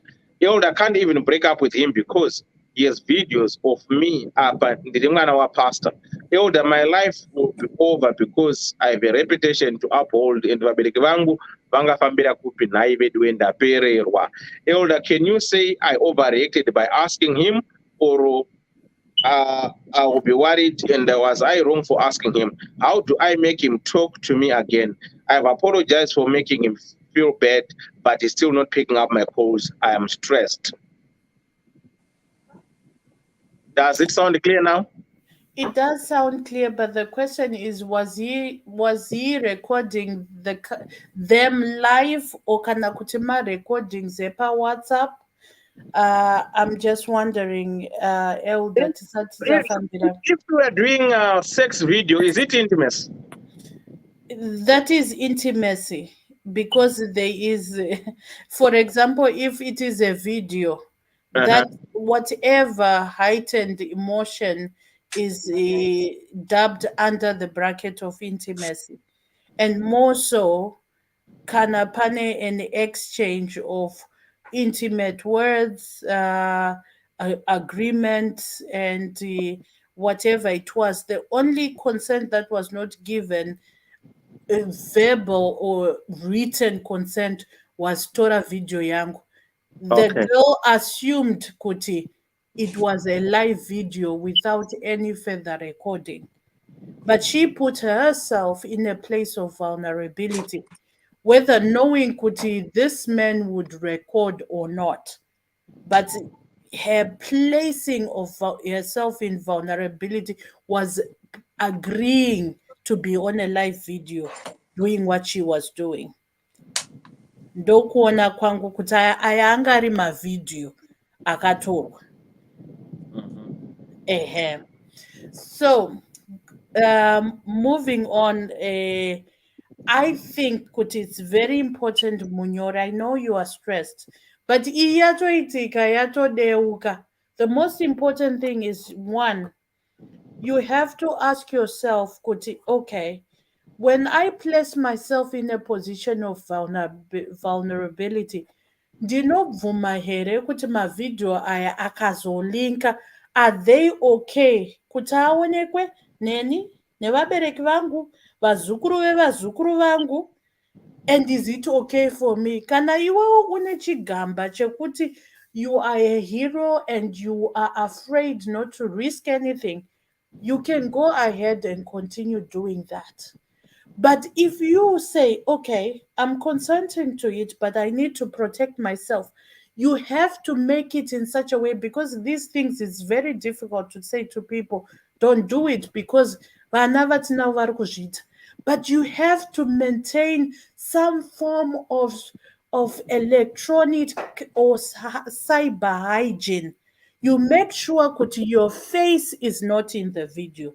You make sure that you are not identified in any manner, whether by your surroundings or by what, in such a way that it's a video that can be anyone or any woman. Just advice for the future. If that is your way of getting intimate, you have to protect yourself. Zvakangofananawo nekushandisa zvekudzivirira, we need to maintain a form of cyber hygiene, because this electronic footprint is going to last us forever. Pane vanhu vakaita they never thought they would get into positions where they would be questioned. Munhu aingozora, murungu achingozora zvake achizviita munhu mutema. Never at a moment did he think when he was going to get into politics, this is something that was going to make his character questionable. And my developing worlds are in that position whereby at this point, Zimbabwe, most of the African states, whatever you do at this point is not questionable. But we are catching up. And these things can make our reputation, your career be questionable at some point. So you need to protect any legacy of history, whether it is the reality of your life or the cyber history that you leave behind. That's number one. We takutotaura my life lessons yakatoitika isisina basa, and just like zvataurwa naAunty Sibo, do not give anyone power or authority over your life. Utomuudza kuti iwe kana uchida kutomalika chibva watomalikisa now, so that I can deal with it and move on with my life and be happy about it. Wototi I hope kuti ndakachena kana kuti chi, because you have no control over it, and that's it. And there's nothing that you can change, because the power of who is owning those videos, you do not have it. And that's basically it. And then moving on to that, you never ever threaten anyone by saying you are going to commit suicide. A self-harming activity it is the which means that you have shown already that you have lost to this person. You are now saying to this person, I am under your command. You have given that person again your power. You have surrendered, because he has nothing to lose, my dear, by the fact of, you would think with human life, loss of human life would scare him. But the only person you are even scaring more is yourself. Unotozozvivhunduka iwewe kuti, what the heck was I thinking by threatening someone by taking my life? That all logics is defying you, because the moment you are threatening someone, imagine a threat yekuti iwewe, again I would say that stupidity is not a disability. When you threaten someone by suicide, which is a self-harming act, how are you going to realize that your threat has worked? Iwewe wafa. How is that going to happen? You have to realize kuti zvoni it is what it is. Zvinorema, zvakaoma. You have questions to answer to so many people. Saka zviripo ndezvekuti it's either you actually have that, and ndingatoti unotoita chibhinya chekuti, look, I am going to face the reality that is going to come my way. Whether uri mwana wapastor, uri mwana wapresident, uri mwana wani kana wemunhu murombo, that does not set you apart from life challenges, the realities of life, and life experiences. We all face the same things differently, uniquely to our positions or status or well-being. Anditi, I know kuti pamwe it is how you perceive it, kuti isentri mwana wapastor, congregation ichazoti chineni chichichi, that is your perception. But munhu, however you build that, the way you build it, these are the walls that you build that in a way makes it difficult to deal with your challenge. Because then what you're saying is that whatever boundaries, whatever parameters, whatever the community perceives me must be higher. So then what happens? You feel like you owe it to the congregation to behave in a certain way. But you don't owe it to the congregation. You owe it to yourself to behave right by yourself. You don't owe it to your father or to your mother. You owe it to yourself as an individual, more so at the age you are, to behave in a certain way. But ukazoti baba vangu vachazoti chi, baba vako, at this point, or the pastor is saying, how do I accept you as you are? He will be in that dilemma as well, and will be saying, Kuti, I don't need to make this hard for you. Already you are going through enough challenges. Let's just say it is leaked. So you are you are in that pre-contemplation stage of that which has not happened and preempting it when it has not happened. Do not stress over things that you have no control of. It is a waste of time. It is a waste of energy. It's almost like thinking a problem to dissolve. Ongogara pauri uchiti maiwe, nhamo yangu yekushaya mari ndoda kutoti ipere izvozvi. Maiwe, ndoda kuti nhamo yangu yekushaya mari ipere izvozvi. You can think about it for 4 hours. It does not change the reality at hand. The reality at hand is that he has your videos. He can do whatever he wants with them. He could have by now forwarded it to other people. So even if you ask him to delete, there will be that one person asina musoro anokwanisa kungoilikisa. So you cannot contemplate that. You cannot preempt that. So now you say, what are the things that I have in control of? Those are the things that you work your way forward and watch for.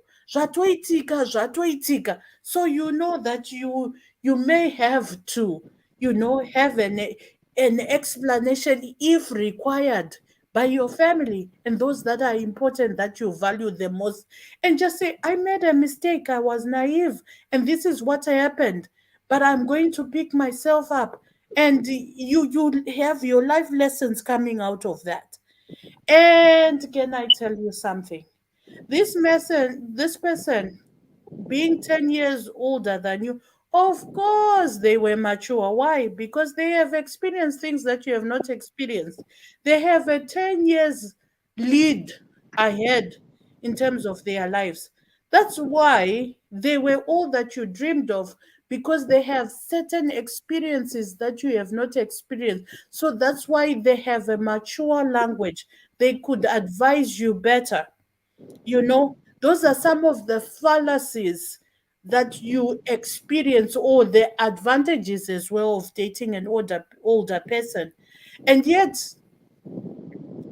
you could have dated even a younger person, and that you could have done worse than that as well. That's one thing. Two, you could have dated a younger person and you would have made the same mistakes and both of you would have learned through the same mistakes. So one, it's neither here nor there. Could this person is older, you expect him to behave in a mature way. Some people are developmentally 40. Physically, you see them as 40, but emotionally, they may be 16 years old. And we know this for a fact that men do mature at a slower rate than females. It is a fact from early years. So by the time you are thinking that 10 years old man, older men, is physically mature, yes, through experiences, but on another level or sphere of development or sphere of intelligence, probably they are same age as you or they are younger than you. So you have to watch out. What do you define as maturity? And what is it? Because perhaps that sphere is mature, but the other spheres are not mature. And it. So now what your expectations of them then are not relating because you adapt because they are mature in advising you about life experiences. But that doesn't mean on a mental or social emotional level they are mature. So now you're realizing they are what? There are shortcomings in those areas. And this is what you have to really watch out, and you separate your own fantasies and dreams when you are actually getting to have a relationship with a man. And it doesn't feel like, Mnyori, you had walked a journey with this man.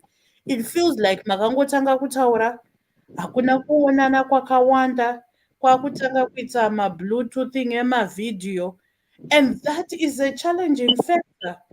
Get to know someone before you go into that intimate relationship that you have no control over. Get to know someone and walk the journey.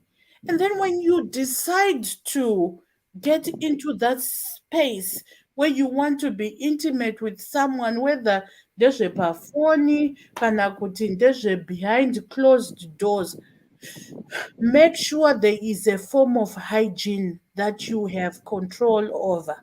And if someone puts you at a position where they are doing things that make you vulnerable, you have the right to stop it, whether they have evidence or not, and say, you know what, whatever, I will heal, I will rise from this situation, because you are powerful more than a video of 5 minutes or more than a video of 30 minutes. It is stressing, but it can be overcome. There are so many videos of these celebrities and socialites, and some things can work as much as this man thinks it might work in in reducing you, and yet he has not done anything actually, because he is trying to emphasize that he is also in the video. But he will take control of you. Whether he does anything with it or not, just take hold of it and say, whatever he does it, I don't care.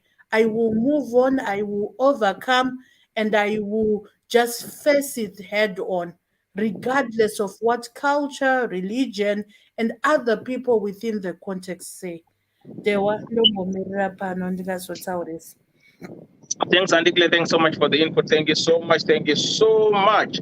Right, good people. Thanks everyone for tuning in. Thanks for the support. Thanks for the stars. Please get the stars as quickly as you can. Every time the money that you buy your stars, I think it's 45p. It goes to the charity. If you want to subscribe, you can subscribe. It's only 99 cents for a subscription. So for those who purchase stars, I just want to say, guys, thank you so much. For those that are just joining in, this is your platform, this is your show, whereby you can share your views and your opinions. Right, I'm left with few slots, I think 2 or 3 weeks for DJing. If you have got a party that you want a DJ, please get in touch. Your money for the party that you hire me, it will go to the charity. General supporter Maya Vanenge Vachitambra. If you want to have flyers to be made for you, get in touch na Simba. Simba Graphics is the one anogadzira maflyer DDC. My t-shirts are anogadzira na mkomanyasha. If you want a t-shirt DDC, just let me know, then you have to purchase it. Then you have your own DDC t-shirt. So it is what it is. Manzwandi Clara talk about the divorce club Wangwashire. For those who are single, widows, searching, divorced, we have got a divorce club where we mix and mingle, share ideas, everything that happens in our lives. Equal what happens in the divorce club stays in the divorce club. Akudi vakaro, tungoda vakafirwa, vari kutsvaga, vakarambwa, vari kuramba. Unless kana wati wabuda but wasona tobudisisa. But tungoda zvidu vakadaro. Saka kune divorce club. Link iripo. You can join it any given time. What happens in divorce club stays in divorce club. But kuno pisa zvako. Right. Lisa, how are you? Then Mkoma Cloud. Okay, hold on. Masibanda Magadi. Yes, Dewa, what are you saying? Bo Madi. Did it pause on? Yeah, good. Panadi Dewa. Diana Dewa. Dewa ndinda daro ndachinangotaura kuti zvone, just to give a disclaimer. When I said stupidity is not a disability, I was not referring to Munyori, but I was referring to the actions. It's two different things here. Munyori zvaakaita is an act of. Iye pachake, I'm not referring to her in any manner or form. Those are two separate things. But the act of what she did is what I'm referring to. And I've not labeled her in any manner because I honestly think that she is a victim of her own actions. And I'm referring and identifying her actions and saying, how do we work forward in terms of resolving the actions that she has made? And there are lessons to learn. And we can look at these actions and condemn them, but we don't condemn Munyori because she is as innocent as Inini, Muningina wangu, Hajanzi yangu, or anyone else. And the thing that makes us, sorry, they were just to emphasize the No, go ahead.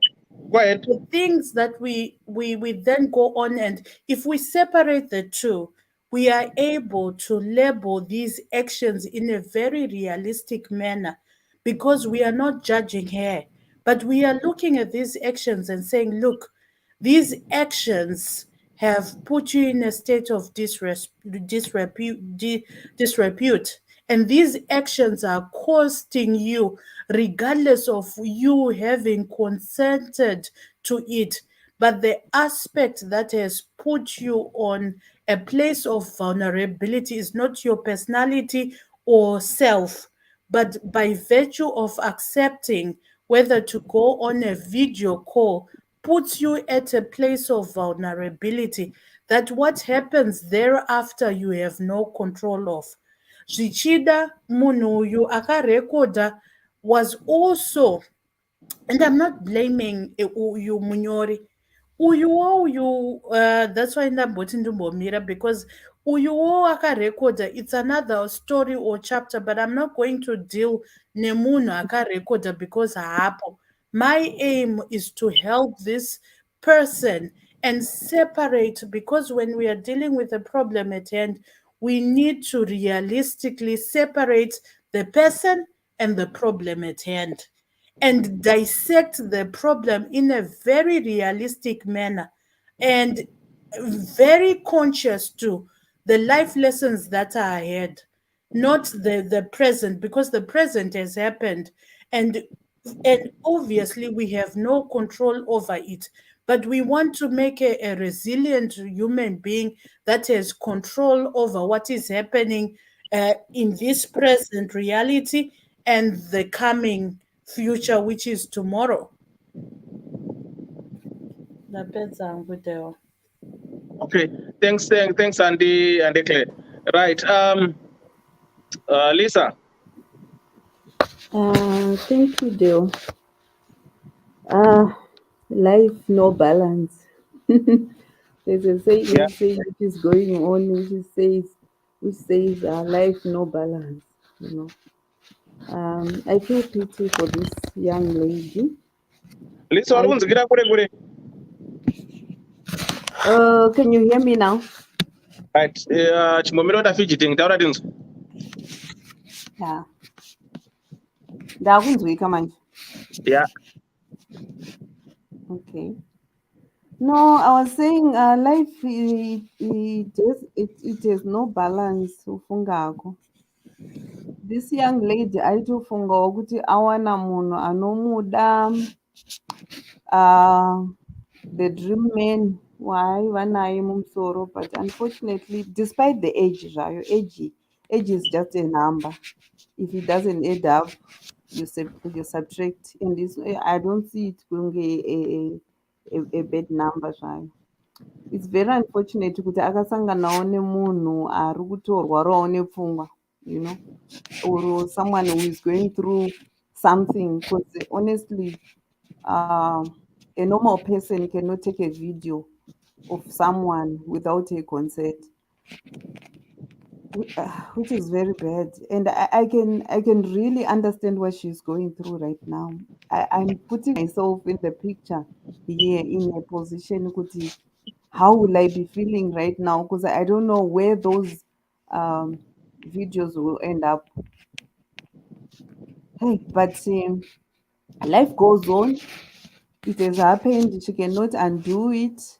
And right now, I think she has to stop thinking, kuti ndiri mwana wapastor, what are people going to say? What are my parents going to say? Obviously, yes. If they find out, they're going to be disappointed.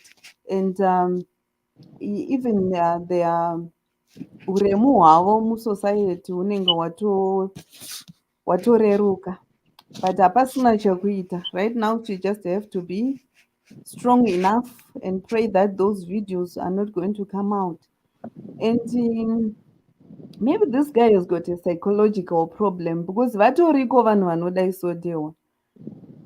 She could not be the only one. There are other people, maybe vakatoitirwawo the same thing. There are other victims vanotoitirwa this guy, you know. Varimo muharare umu vanhu vanotodaro, not only Harare, all over the world, people who are like that. It could be haasi kuda hake kulekisa mavideos, but munhu angori that psychological problem yeungoda kungotora mavideos, and maybe kana akagara ega anenge akutoona mavideos aya comparing with others aakatora, other girls, you know, pamwe asitomboda kualekisa. Unfortunately, I'm very sorry kuti you ended up in the wrong hands. Maybe you were innocent, but hey, 7 months, it's a very short time. And for a person to say you love you, a person who gives you stress like this in a space of 7 months, it's a very short time to say you are in a relationship nemunhu iyeye. Even if ukakontinua naye, you are not continuing just because you love him. It's because he has something that he can leak, that can destroy you. And if you continue with him, this person is going to control your life. Zvisingaiti. Yakangofanana nenyaya yekuti mukadzi akabatwa nechikomba, nditi murume ane evidence, anogona kutoti for you, I'm not going to give out this evidence, but you know, ukangoita mafanisa, I'll take it out. So this person will make you to work extra in a relationship just because ane chinhu chaakakubata nacho kuti if you do this, I'll do this. If you do this of this, relationship yakadaro hainaki. You know, you need a relationship where you love each other, musingawandisirane zvinhu. If he wanted to do this, he could have sat down with her and asked her nicely kuti, can we do this? Zvinoitika izvi, vatoriko vanhu vakazviita izvi, where they are in love and they can take my videos and then later on they laugh about it. Good, but you apa ngochite, but you apa wona, let's improve here and there. But in this case, this one she didn't know this was happening. I couldn't say Kadeo, it's happening. Aiwa. No, ndiri kuseka munhu ati kunogara hanzi atiche ndoda blue neblack. Kandiwa ndinoseka zvangu achara message. Atiche Oh, okay. ndotoida ndoda blue neblack. Yeah. So killing yourself is not an option. Kana ina ndingambozviurayirei. Munhu wese ane nyaya dzake dzekutoti akatodzifungawo anotofunga kuzviuraya, but you don't do that. You don't go to those extremes dzekuti hanzi ndakuzviuraya because certain things have happened. My problems, they come, issues, they come like this, and you solve them. You seek someone you can talk to. That's why you came here. You came here for advice. And our advice is, my advice is, killing yourself is not a solution. And also, continuing with this relationship is going to hurt you more. Maybe uchatozoita find out kuti this guy anotozviita kune vanhu vakawanda, kune vasikana vakawanda, variko vanhu vanokadai, so they are there who take my videos, pamwe pacho achitoona neshamwari dzake.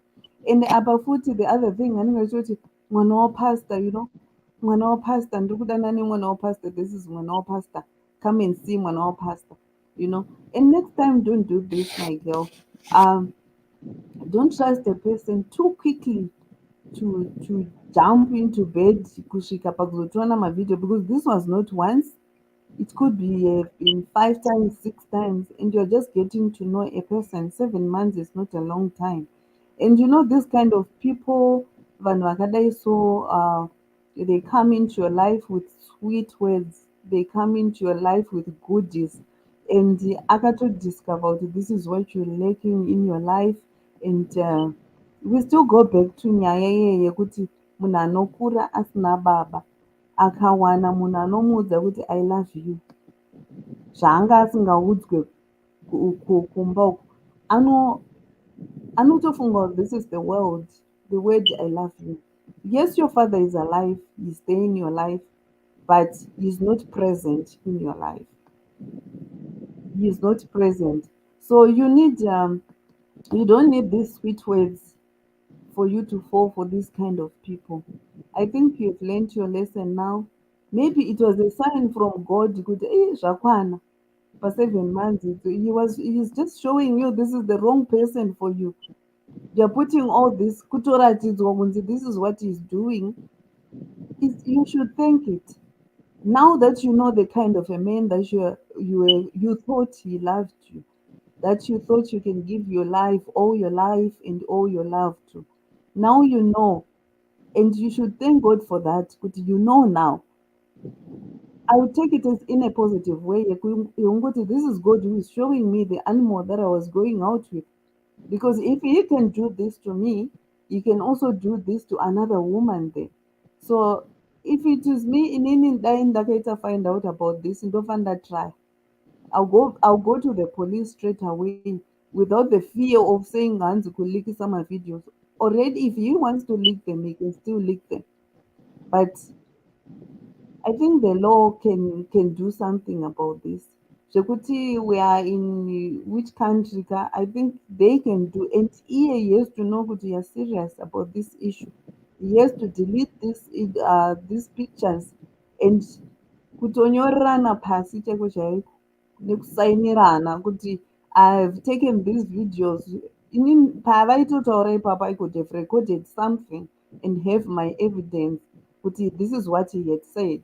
I didn't know that this was happening, but because you think that this man loves you, and maybe you still love him, and and still continue with this relationship. This man is not good enough for you. You deserve better. And killing yourself is not a solution. I think I'm done there. Thank you so much, Lisa. Right. Mukoma Claude. Mukoma Claude. Mukoma Claude vanenge vakadzvanyika. Right. Masibanda. Hello, Dewa. Bo. Masibanda. Esi murora wangu. Haro. Murundi ndwe. Zvakanyanyisa. Good. Yeah, musikana ari pataitu. Musikana ari patight. But yeah, izvo zvizhinji zvataurwa hazvo.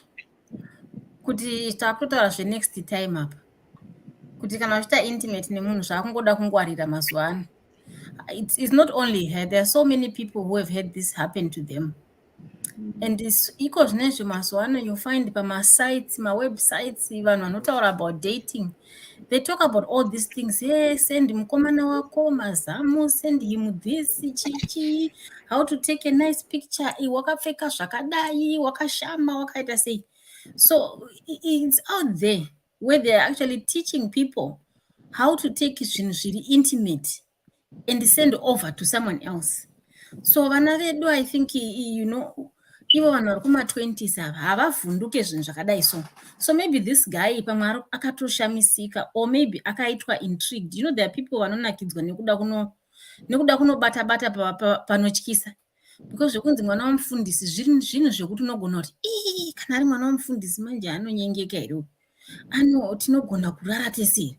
Akaona zviri kuita manje he becomes more and more intrigued. Now he wants kuda kuzoratidza vamwe as a trophy kuti hai mune muchingoti mwana wamufundisi, inini ndakatopinda ipapa, evidence nditori nayo, otanga kutovaratidza. There are people like that out there. I mean, so now we are just talking about next time, because zvakatoitika kudhara. I know someone pana ambozvitaura pakati zvoni, the idea yekuti uende kwaari uramba uchimunyengetedza uchiita sei, you are giving away your power.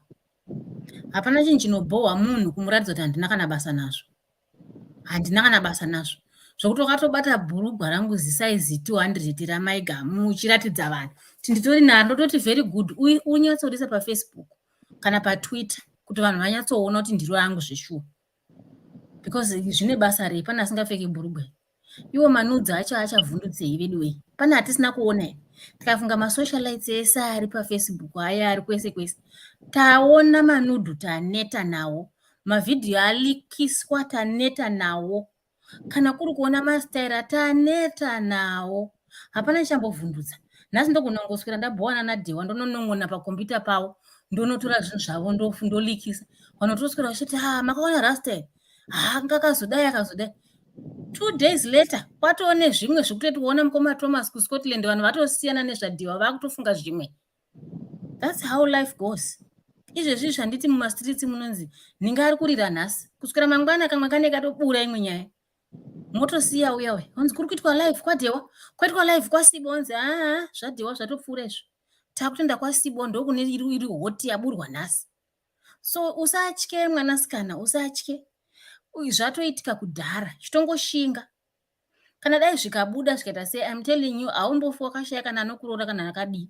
Because out there tine nyaya dzekuti tese apa samwana ambozvitaura, dzikatanga kuyanikwa apa munotoshaya kuti ndo vaya here.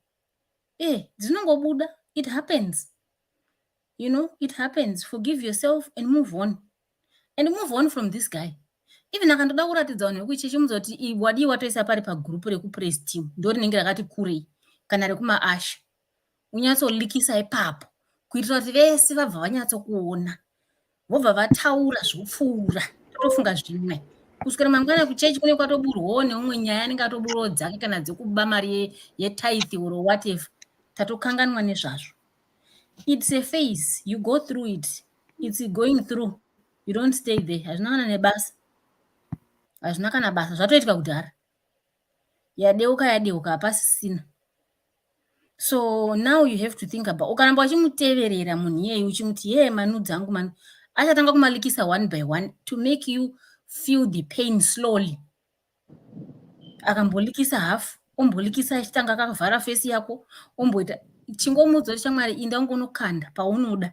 In fact kana uinawo ndida ndinawo ndakamalikisa ndega, because varipo veseka.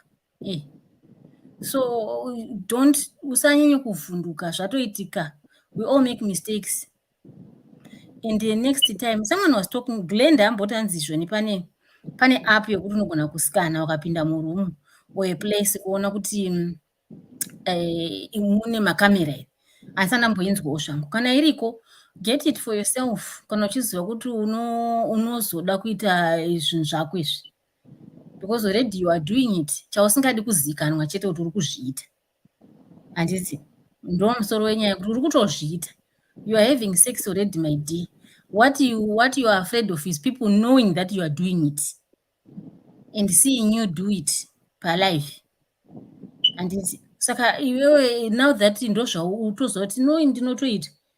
Chiita ma-precautions kuti kana wakuzoita next time hauzenge wapa situation yakaita saiyoyi. That is what I would say to this young girl. Izvi zvekuti hanzi ndozviuraya ndozovhundutsa vanhu nekusvi, my dear, kana uchida kuziva inini zvandakaona hangu muupenyu hwangu, vanhu vanonzi varume havavhunduke zvekuti ndozviuraya, havavhunduke ba. Handisana mbona vavhunduka zvekudaro. Vasikana hobo, hei waramba mimba ndozviuraya. Usafunga kuti mangwana anofuma kuti ndeyangu nokuti wati ndozviuraya. Vanogona ngokondinywa nenyaya yake kuti haizi yangu kusvika mwana atokura. Very few are very sensitive to this. And zvemanudzu, my dear, don't worry. Don't worry, zvatopfuura. If I could see you, I would tell you kuti tikatanga kukudza mastori edu isu unofenda. Utozoona kuti pamwe vane masex tape vari nani. Saka usavhunduke. Just let him go and stop calling him. Stop looking for him. Ukanyarara iwo futi achavhunduka, achatanga kutsvaga. He's going to bring back the power to you. Achatanga kukufonera kuti ndolikisa here, iwo mublock. Kana kumublutika and ignore. Utoshingirira ino unenge uchitsva kuda kumutuka kana say don't. Musiye akadaro nawo man, don't anodi nawo. But next time mungwarire. Dewa pane munhu ari kubvunza kuti WhatsApp number iri kupi? P9. I think someone ada kufona. Okay. So, yeah, ndozvanoda ngotaura angongowedzera zvizhinji zvataurwa. Be careful, my dear. Be very careful. These days, people are evil. People are evil out there. If you don't want people knowing what you are doing, do it in private, chaiyo. And with someone you really, really trust. Ndombomwa hangu mvura. Thanks, Masibanda. Radim Koma Claude. Dewa. Martin. Kuzvirise. Oh, zvekuti muri kuzvibona sei? Nondribo. Right. Nyaya ndainzwa. To be very honest, I understand musikana achiri musikana wechidiki. Mafungiro ake ari understandable for her age. Kuti munhu anenge angopanika because akapinda musituation yaasinganzwisisi. Munhu akangosanganawo naGilbert ane utsinye hwake warudawo zvaada kuitawo, like I think Rosie said it, kuti pane kakusakwana karipo pana Gilbert, which is understandable, okay? But musikana uyu ngaachizive kuti her reaction is what matters most after this point. Hapana achataura nezvaGilbert uyu. Akafunga kuzviuraya, that's a bad decision. Inoaffecta kumhuri kwavo, kuchatadza kudyiwa sadza kumhuri kwavo. Gilbert andorara musi wacho achitodya sadza. Life ichitofamba zvichitoenda. Saka ngaanzwisise zvekuti mwana womufundisi zvekuti chii ndo zvaangadai akatanga afunga asati atanga kuita tuntu wawo naGilbert wake. At the end of the day, there's more to life than just kungozviuraya over nyaya ingori simple like this. Her reaction at this point is what matters most. She just has to stay away from this guy, cut ties with this guy. There's nothing good out of this guy. Zvekuti hanzi aindipa advice aita sei papa sina, the guy was just using maturity level yake chete. Zvese zvaimuitira hapana chinyuwa chinoshamisira. And that guy, the possibility of the guy doing it to so many people, it's very high. Saka from a good standpoint, musikana uyu ngaangosiyane na bhangu wake uyu zvopera, otsvaga zvimwe zvinyuwani, kana achida ngaambozorora arohwe nemhepo amwe mvura zviri kuita na teteroza. Zvakawanda zvingasiyane nazvo. This guy has got no good intentions at all. The guy is very manipulative. Those are try no element yaru try isa pamwana wacheni. So this girl, she just has to understand life is zvakatopfura, like it's been said. Ngachitarise zviri kumberi. The damage control imwe yaanogona kuita ndekugara ataurira maparents ake. It's difficult, but she has to say it. When she does that, it also helps in her parents gaining trust in her to understand that yes, mistake yakaitika, but she's trying to correct it. It's not the easiest, but if she does that, she'll come out even better than any other person. That's all I have to say. I just got a quick question about telling the parents. Dewa, I'm saying this. One second. Okay. No, I'm saying this as a child. I'm saying this at the same time as a parent. Anditi ndikutarisa masides ese. Mwana wangu inini Dewa akauya akantaura kuti daddy ndakaita mistake. Pane zvinhu zvandakaita zvinonyadzisa daddy. Mubereki wese achaita hasha Dewa. Iwewe chaicha unotoita hasha kuti mwana wangu has let me down. But at the end of the day, une rudo rwauinarwo for mwana wako ruchaita kuti uzvidzore. Mwana kukanganisa mwana yatokanganisa. Yes, he's going to tarnish the image, but vakagara vazviziva maparents. Pazvinozobudira vagara vatozviziva. It won't affect them. Imagine if she doesn't say it. Zvotora nguva yakareba zvozobuda papaya, what's going to be their reaction? I would rather be told today to it a damage control. If there's a way Baba Wacho would want to meet this guy or whatever, it can happen now. But let's also understand we still have to face these kids. We still have to put up with these kids. All right, worst case scenario. How are they going to feel?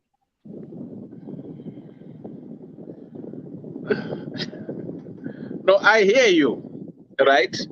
You see, this is the beauty of this DDC, whereby Tinoone Sana and and we all have different opinions, different views when it comes to the matters of the heart.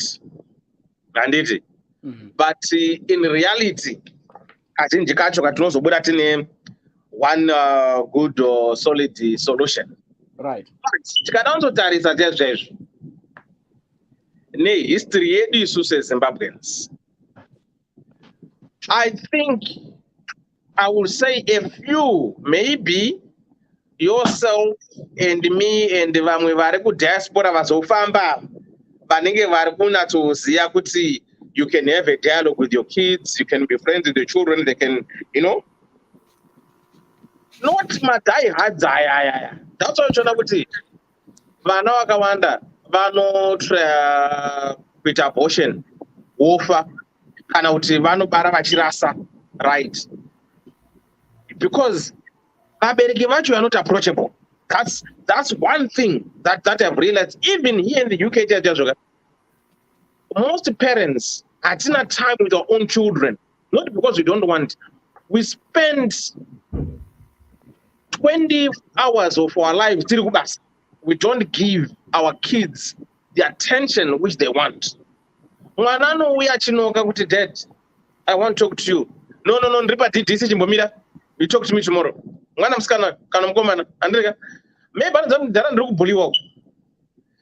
because we dismiss them. They don't have faith in us. We don't give. If you want to ask, are we spending enough time with you? No, we are not. Approach moms. So in advance. It's easier said than done. I'm not saying what you're saying is wrong, but our mindset as parents do we have that room that will make our kids comfortable to be honest and open enough to come and divulge and say what they have to say? I would say we are still very, very far away of having that close relationship where our kids will come and talk about sex. Don't worry. We will come and talk about sex. Yes, we as Zimbabweans, we are not very comfortable. Is it better kuti mwana wako musikana aende contraception?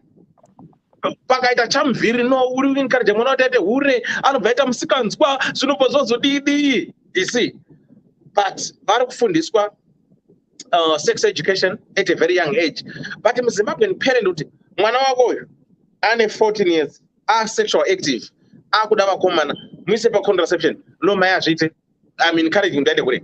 Saka kana chimbotadza to protect them, nezvinhu zviri systematically zviri designed for them to have, because we are encouraging them to become prostitutes. Then are we to say mwana iyeye angazokwanisa here kuya kuti hamdara hey mukazona video yandakaitwa soga ana momzika ndandifanira kudzai? I'm not quite sure, to be honest, but it's a very good noble idea that you're saying. But we need to change our mindset as Zimbabwean parents to be so free and open to our kids so that they can feel secure. Your first port of call should be you, not a neighbor or a stranger. You can go ahead. The only thing I'm going to say, Dewa, is this is just as simple as we can say. The choice still goes back kumbereki. Kuti kana wangu chinga wa decide kuti haudi kuti mwana wako ave that close, that vulnerable to you, then expect the worst. Akamukasungira mwana, face it. That's what you created in your house. That's in the hostile environment you created. Ndoma results acho. But mwana kana akagona kuti anogara pasi zveshuwa otaura nyaya yake, womuteerera, womukorekta paanofana kukorektika, womuonesa paane zvinhu zvaanga asina kuona. I think that's a good stance, because I'll tell you, mashoko anozosara pamuromo pemubereki Dewa, trust me, I know this. Mashoko anosara pamuromo wemubereki dai akangotaura hake zviko zvazvine basa here. No matter how angry a parent can be, vanosvika pakuzotaura that statement. But chokwadi chaicho chinenge chabuda hapana, because a life would have been lost. Yeah, I agree. Mirai, hold on. Mirai, Mesa, hold on. Remember your thoughts. I know you have a lot to say, guys. Phone, but I think you need to get Gazotiza. Right. Call on call. How are you? Hello. I'm going to say. Thank you for opening the phone line. Okay. And like everyone has been talking to her, but I want to talk to her as someone who has been in her shoes. You have been in her shoes? Yeah, kind of. Okay. In my situation wasn't like hers. Hers is unique. As we discover my secret recordings and it camera yacho yanga iri papi, was it overhead? Anga akatasva mukomana uyu, was it under the bed, was it on the floor, whatever, she does not know. Inotoda kutaura semunhu akasangana nazvo 2019 ndiri mukadzi mukuru, older than her boyfriend, ndichiita zvemujoro nemukomana wangu, long distance relationship. Murume anondifonera on a Sunday morning, oti yakatite zviya achida sexting or video sex or whatever. It was my first time ever kuzviita, and I was not comfortable about it. But uri murudo Nganake murume wacho murume mushinu murefu mutema tall dark and handsome. Zimbabwe. Kuchidzirawo relationship muZimbabwe. Naika. Ushu. Kumurana hembe iyo kumura dzake kumura dzangu. Dzikisa phone baby. Dzikisa itakunge right angle. Itakunge chi. Did it once or twice. Anditi. Aushifarire but urikuti urikudanana nemunhu wako. Zvakazoitika 2 weeks later ndakafonerwa nemunhu. Not kufonerwa kutumirwa WhatsApp messages ndakangoona ndakarara phone ikungopenya. It's 2 am 3 am ndakarara. Handisiningira handisitarise messages kana ndakarara kudaro but I don't know what possessed me to do that. Kuti nditarise it was his wife. Ndikuramuirwa murume. Maine chitorai zvenyu murume uyu. Ndimi kamakazara mugallery. This man akandipikicha akatora ma-screenshots of my naked body. Tichita this sexting or whatever it was. Akachengeta mugallery. Madzimai vake vanga vajairawo zvekuburirwa naye. Vaka break into his phone. Akadhakwa. And she found my images. She found images of other girls. And for some reason, she decided to confront me. She said, gallery my images na mai vemurume and sister vemurume. Akaziva wewe waziona kuti kwezvichi ndakavhura makumbo angu. I listen, I hope musikana uyu ari pano. Anditika. Listen to me, young lady. What you went through, it's called stalking. It's a crime. Apazenge pauya vakangwana vanga vachitaura footprint zvehygiene yechichichi. I did not agree with it and I am in the comments. I am on record as not agreeing with it because it is victim blaming. And wanga usingazivi kuti ndozvirikuitika. Intiri kutaura from the point of view yemunhu aitoona kuti mukomana wangu akabata phone. But ndisingazivi kuti he's taking screenshots. Mukadzi vakazosvika pakunyengererwa nemurume wake kunzi aiwa usarilise mandingira aya chichi ione kudo imba yake ndobva anzwisisa. But I was in this situation that you are in, young woman. Kuti uri kutya kuti zvinhu izvi zvichariliswa tichadini. But I was in this situation that you are in. I had kutomuramba tavapafoneka ini nemudzimai wake iye ndobva amukawo kumba ikoko kuma 3 am akundifonerawo.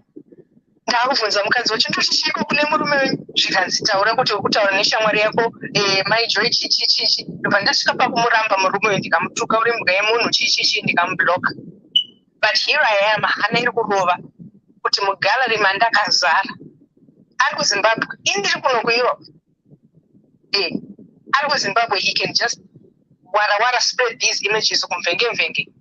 If this angry wife agaira kuhurirwa can also spread them wherever kunonzi kupamusho kana kumvenge kana kuti ndekupi wherever kwaipisa mazuva iwayo. But fortunately akataurwa naye mukadzi uyu nehama dzemurume naiyewo murume wacho kuti usalikise mapicture ayo. And ini ndakutotaurwa nemukadzi uyu ndakutomuti maiguru takutotumiranawo mamessage. Murume uyu ndakasangana naye on a WhatsApp group. WhatsApp group aya ekumechanisa vanhu handiti ndokwa ndakasangana naye. Vakutoti ndanetawo nemurume uyu ndiudze kugroup kwakasangana nemurume ndinotsvagawo murume ndakutovakanzura maiguru vangu ava kuti usadaro chichichichi. But ndoda kutaura nemusikana uyu kuti number one, these things happen and your situation is not uncommon. It's not unique. Other people older than you, vamwe vakatodzidza kupfuura iwewe, vamwe who are smart and more experienced than you have gone through this.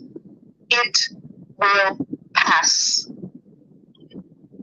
It will pass. Hazvisi zvekuzviurayira munhu izvi. Ndanyora macomments kuti udza vabereki vako. I'm one of those people.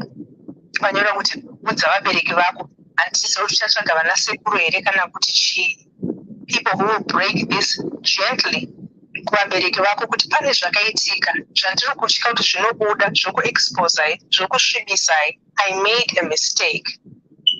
Kana wasvika papoint yekuti wabvisana mabhurugwa nemunhu makuyana pamubhedha whatever asisina zvekuti I think someone anga achitaura kuti zvinozoita here tapfuura stage yecomfort, tapfuura stage yekunyara.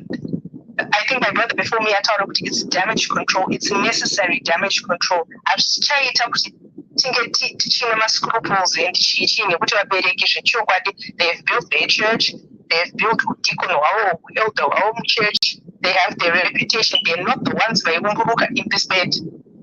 And like it was you, young lady. You have to take tapa stage accountability. This is accountability. Izvi zvekuti mai vachambochema maBP yokwira vombonokwidzirwa dhosi yemushonga kwadoctor whatever. It is necessary to protect them. You are in a rock and a hard place. Izvi zvekuti achalikisa mapicture, let's say he does. It's nothing compared to what your parents might go through. So you need to prepare them in advance. Inini mazera ndinoita vanhu vemachurch vane mazano. I know that church people can be very dirty because church is a business. They can be very gutter, they can be cheap, they might offer him money, they might do something to him. I'm not giving anybody ideas, but kana zvava in their hands as well. They have to prepare and protect themselves as well. This will take on a dimension of its own, a different life of its own, and church machinery can be used to protect vabereki vako, young lady. The hard part will be how to break this to them. Vana vanati DJs, vanokunzi vakabavana, vana vemapasta, ndinosadza renyu rekuitira zvinhu zvamunoita izvozvo izvi. Okay? Isu vemunyika tinozviita. Isu vanhu vakuru older than you tinozviita, but inini mapastors kids mumbwe mascandals ndosadza renyu. But the church has machinery on the ground to prevent damage, to minimize damage. You will need kuudza vabereki vako zvese izvozvo izvi. Then I always stand with the victim.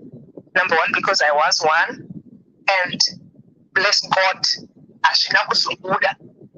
And but ndakatotumirwawo mapicture iwayo ndakavhura manamba 11 ndakascreenshotwa ndichiti ndikudayo nemunhu wangu, nyamba munhu wangu ikabias ari kutoita zvaari kutoita zvekundikanganisa, ari kurwadzisawo navadzimai vake, zvese izvozvo izvi. You need to remember it was a secret recording. Pane vari kuramba vachiti, hey, for next time you need to be prepared. I don't know what they mean. Zvimwe zvava victim blaming. How do you prepare for a secret recording? Muchipinda here neequipment ye-demining inoshandiswa kutsvaga zvimbambaira kutsvaga ma-secret camera. You cannot do that. The nature of relationships is trust. Zvinoita here kuti muma-relationships tinopinda tiine equipment yekutsvaga ma-secret camera yekudii. It's not possible. Ndiri kuona kunge it's mamwe ma-demands akutaurwa nevanhu kunzi next time ogara wakagadzirira, ogara wakachenjera. Zvimwe zvava irrational, zvimwe hazvimake sense. But as someone who's been through this, you will need to have those difficult conversations. I had to tell my family that I was kicked down kudaro.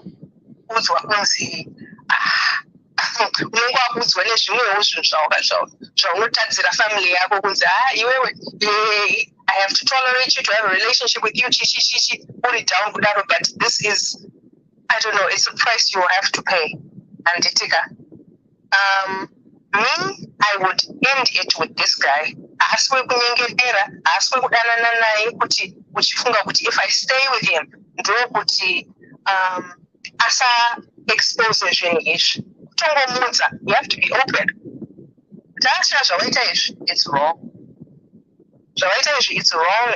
I don't think I can continue with you. And then you prepare for the worst, which might not happen. I don't know, maybe he's someone who has a lot to lose. I hope he's someone having a lot to lose, like a good job, like reputation, like he's rising in his profession.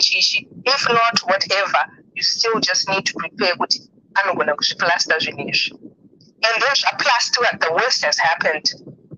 The worst is kuti it's 3 days zvichipisa tops. 3 days zvichipisa mumagrupu.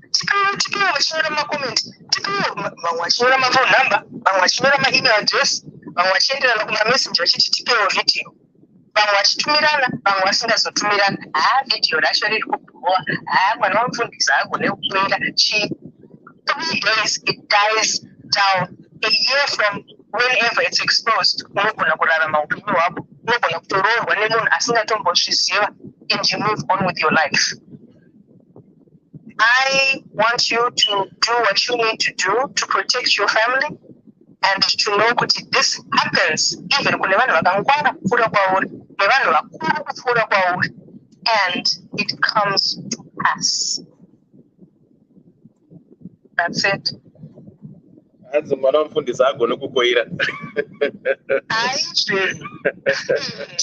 Vanhu kana votaura. Maiwe. But anyway, Cora, thanks for sharing. So, did you happen to have a one-to-one with the guy? Okay, what was his motive? Did he even explain, or did he even apologize to you? He did not apologize to me. I did not have a one-to-one with him. Vadzimai vacho thought that I was some girl wakangoneta naye akazoenda kumeri. So she was ndiramwira murume kudaro ari kufunga kuti ndini mukadzi uya wena. Saka ndiri kutomboti aiwa ndisirini, zvazodii. Murume wacho ndobva atanga kundifonerawo ipapo.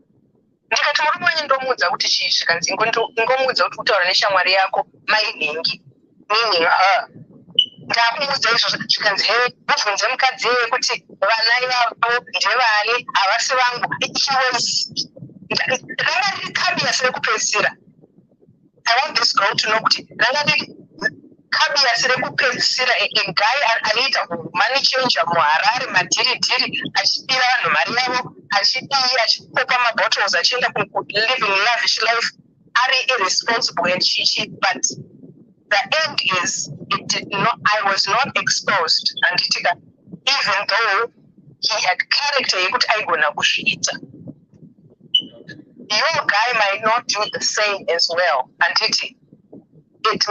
it boils down to what does he have to lose. And okay.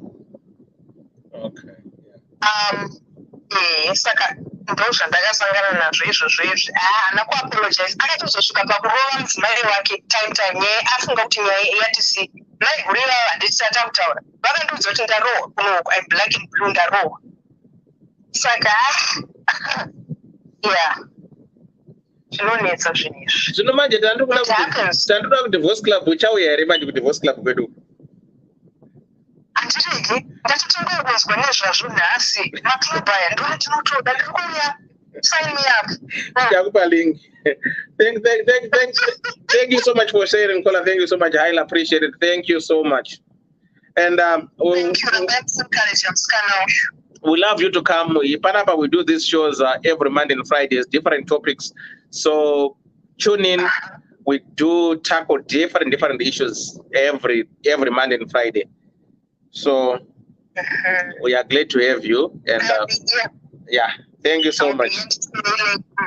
Thank you, Elta. Okay, thank you, everybody. Thank you so much. Right. I know you guys wanted to ask Koma Claude regarding Pandabunza. Is it doable? Yeah, ndandida kuita chipini zvangu. Okay, yeah, so I'm not going back. We are not going back on Koma Cloud. Call a Baba phone, and they were not happy, but they managed to understand. So is it like something that we as Zimbabwean parents can?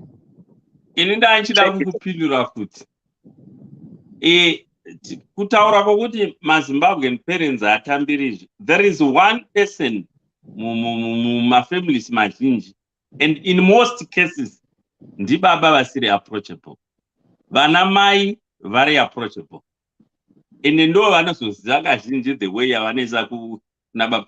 Mwana chawo aiti chero akaita nhumbu chaiyo chaiyo, munaipenga kuti handidi kumuona pano ndibaba, but mai ndo munhu waikasira kudzora mwoyo. Taizviona kana patati kuchikoro. That is what was happening. Iye haungandotauri nababa kuti musikana ndazonudhugwa ini naye baba achandomuudza kuti kusekimai ndizvokundotaura nanaatete haunga uchitaura neni kuti ndazenge ndakavhura 11 ndikazodii. It's not possible. Zvakafanana nokuti iwe mukomana woita siki wondotaurira mai. No, unoenda kuna baba unondotaura nawo wakaita zvokuti munhu asiri approachable kazhinji mufamily. Mafamilies mashoma kuti mai ndo vane vachipenga baba vari approachable, amai zvinoitika zvazvo but hakasika kawanda. So unotaura namai ake ndo zvazvakaita, then mai vanozowana ways okutaurira baba, vovataurira vachiita gwangu here kana kuti vombovatengera kabhenga kedoro and so forth. But yeah, that's where we are going. What can we do? Ndo zvitoripo zvacho. Ende ine apa hangu pana sisi vachangopedza kutaura. Chinhu chandangofarira ndechekuti madhamu vacho vakanzwisisa, because chinoitika vazhinji vakaona manudzi saizvezvo vakadzi ndio vanotanga kuabudisa vasingazi kuti you are disrespecting another woman. But aiwa apo zvavo sando kwavari, because at least vakadzi vakanzwisisana ndokuona kuti no, murume ndo jumba musanduku. Ipapo I salute them, because vakadzi vazhinji akabata saizvezvo ndio unotanga kuposta manudzi achona pai ndiri kukaurisa rekera munhu ari kunditorera murume. But that's not it. Murume benzi charo apa murume wako. Ndofunga ndo zvandaichida kutaura chechi. Okay. Right, I think Diandi ameno wangwara kutaura pamamboita zhokwe panyaya wabereka apa. Right, andikle madzokere. Yeah, okay, mane camera manje. Mamuda kutaura pana mukoma Claude apa. Pandazo eda kola. Ndinda ndiri kutaura zvangu. Mamuda kuti No, ndandishida kutotsigira. Achatombozoti kutsigira here. Anyway, what I wanted to talk about was kuti my parents, we need to learn that kuti we make mistakes. Ukazoendawo kumashure unozoona kuti newo wakatomboita mamwe mamistakes asingaiti. Yeah, and I was just sharing nako comment section kuti zvimwe zvinhu it's easier said than done. Yes, everyone has said that. It's easier said than done. Ende kana kutori kwedu manje mukoma Thomas ndini tinototyisa mudhara vatori easy kudza nyaya. Itori opposite kwedu manje. Inini vanotovhunduka kuti moms hey. But mudhara wavo vanotaura anything. So what I wanted to say is zvimwe zvinhu zviri easy zvisati zvaitika kwauri as a parent. I'm talking as a parent. Inini pandakaita pamuviri, my father knew ndisingazivi kuti vari kutozviziva ndichitova nzvenga mba ndichifunga kuti ndakangwara. Then he told my mother. Then my mother talked to me. Vachitoti baba vako vakazozviziva izvi. So pautu hwavo vakatoona kuti shasha iri kutya kutaura nyaya iyi. So tikanyanya kumuvhundusira, they didn't know what I was going to do. So after graduation nechi ndo pakazotanga kutaurika nyaya, ndakatozotanga kutozviziva kuti vaizviziva havo. Vakatozviona kudhara. Inini ndindaifunga kuti havasi kuzviona. So sometimes my parents anogona ngokutarisa vakanyarara, pamwe vanenge vakanzwa nyaya vakanyarara zvavo vachida kuona kuti uchaita sei. Zvakazoita easy hazvo vakapopota vakaita sei, but he had already seen it kuti shasha haasichari right. Vakanyarara kusvika time yazvakazotaurika. So when my son got someone pregnant, ndakashaya kundobata paine hasha. Ndakatotsvaga dhewa namukoma gwangwa. Vakatotaura neni zvisingaitipo paFacebook apa vachitoti ayewa masivanda. That's not how you do it. Otherwise he's just going to shut down and never talk to you about it. Itodzikama unyatsonzwa kuti zvakafamba sei. Haikona kumupopotera, haikona kuita sei. And they had to talk to me like men. Because he wanted to approach me, but ndandiri kutovava zvisingaiti kuti uri murume werudzi, how can you do that? How can you do this? So as a parent ukaona zviri kukuremera paita issue dzakadai, so find other people maybe who have gone through it. you know, even comment section is saying thank you for the lady Awuyap. I don't know in comment section. Thank you so much for coming to share. You went through it. It's always easy when you hear it from the horse's mouth. Guys, and this is how you overcame it. So yeah, for me as a parent, it was tough, but I had to go through it. So I'm very happy now, but when it happened, when I told my mom, takakuita sei iwewe. Wakarohwa here ukadziingirwa ukatukwa. Ndikati aiwa zvikanisaka uri kupaparika chii. So I had to go back and start to think kuti asi nai ndozvandakatoitawo. It happened to me also. So it's tough kugona yanzi mugono wepwere ndasina. I never thought kuti ndozvachaita, and pavana vangu ndiye akanyarara zvokuti haungambofungi kuti ndiye angaita izvozvo. So to me it was a shock. So for parents now zvataura naDewa kuti we need to get out of this, you know, kakuita maparents ekudhara ivava achita sei. But come to think of it, pandakazozvifungawo nini, my parents were not even like that. They were not even avaramboita hasha kana chi when it happened to me. So when bad things happen, zvaunongo uchitotiwo zviri bad, like kumitiswa izvo zvemavidhiyo izvi ndo zviriko mazuva. We live in a digital world. So it's time we sit down with our kids and talk to them about it. Ikolanga shiti mamshiti next time. No, and kuti next time ngaendi kuno kune record. I meant kuti when she gets into a relationship, these are some of the things that she has to look out for now, like advice. Yes, yeah. So now she knows these things do happen. People can record, people can do this, people can do that. Yeah, and it's easier said than done, but we need to unlearn a lot of other things. I think kuchaya topic yema toxic parents yakataura Dewa. It's very crucial. I think konambo akazvitaura futhi. Let's have that one, please.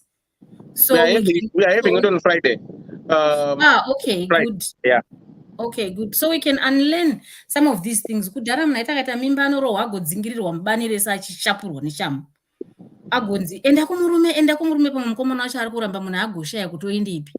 So now, you know, zvinhu zvasiyana, uona manudzi emwana wako abuda azara.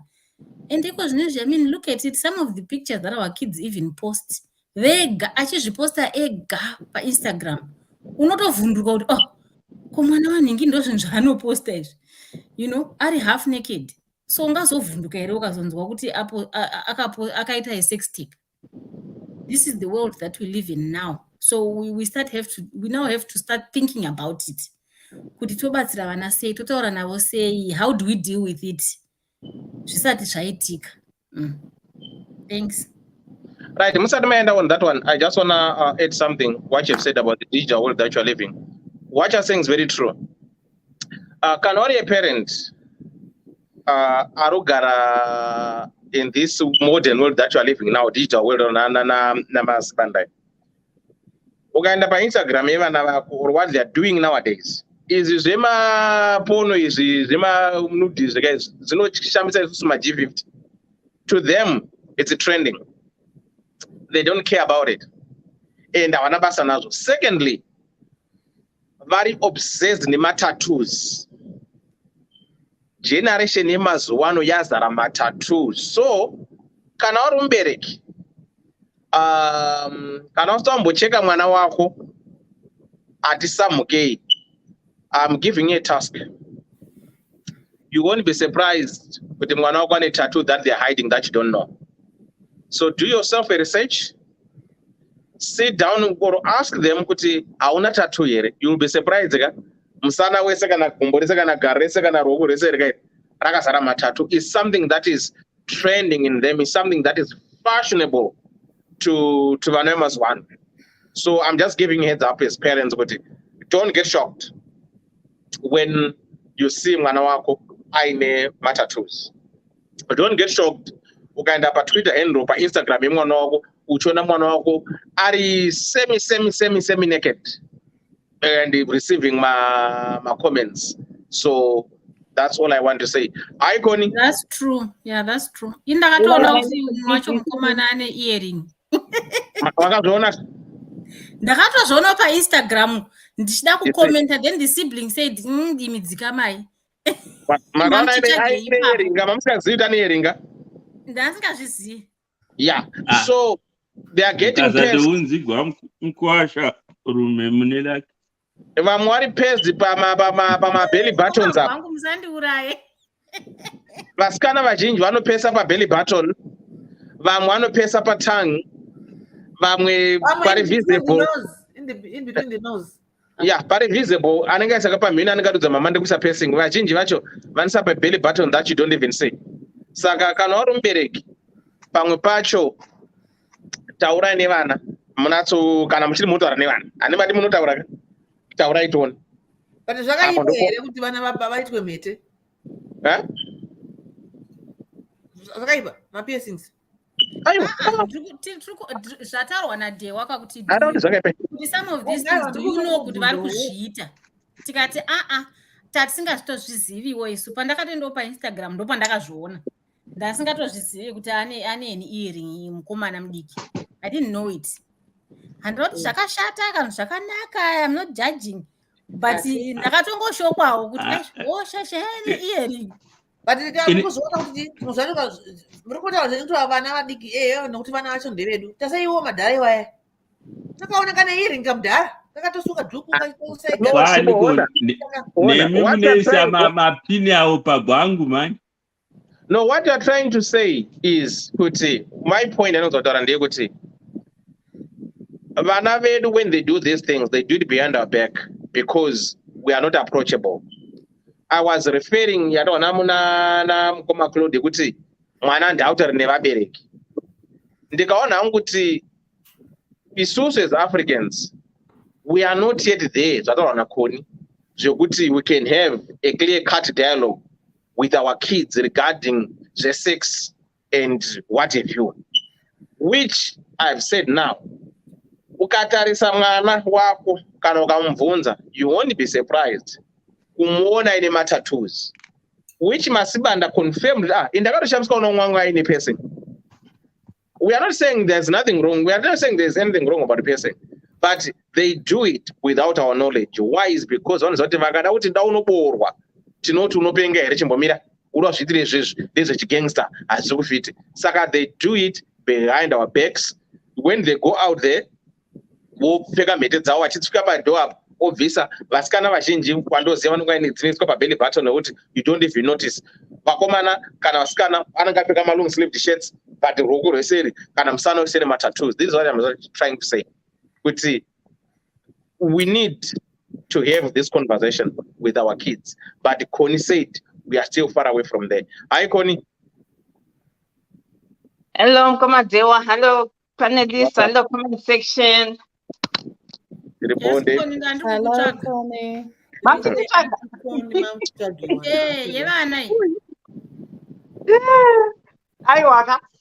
You know something about me? What I want to see? I like stirring up things. You know? What I did, that life. So I had to come up with something. Comment, you know, comment section. But anyway, that's me right there. Huh? And you can say the politics, which is very good sometimes. Yeah, it was all well planned. One of our but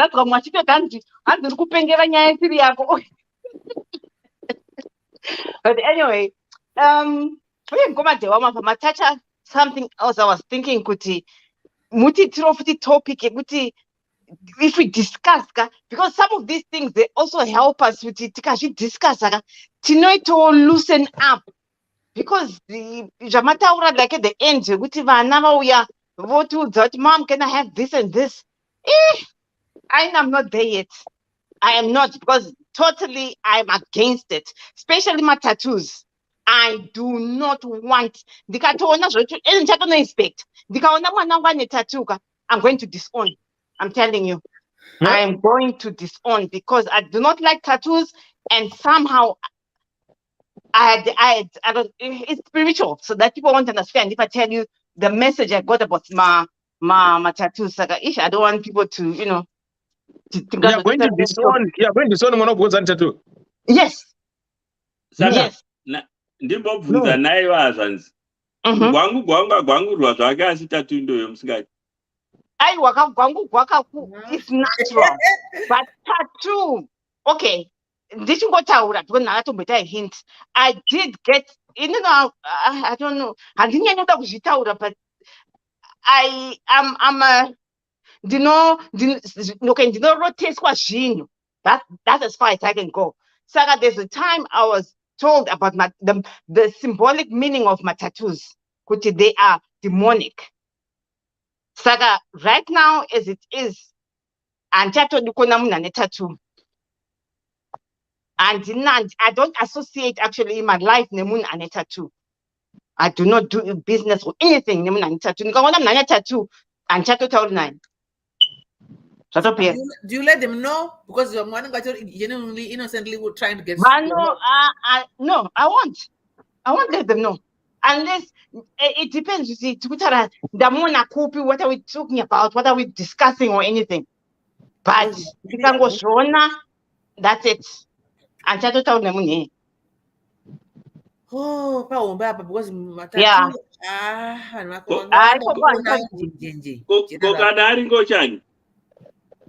I don't go chan.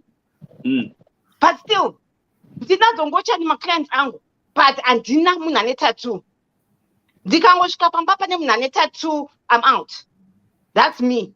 Ko mwana akasarudza kuita ngochani? Mwana wenyu? Akaita ngochani? Aiwa, izvo zvasiyana. I'm talking about strictly my tattoos. Anything else? Ngochani uri nane pane tattoo? No, I'm not saying kuti uri nani, but I'm saying kuti I've not had anything. I've not had a message about them. That's what I can say. I've not had a message about them. So far, I can tolerate them. But my tattoos have already been told that I cannot go against that.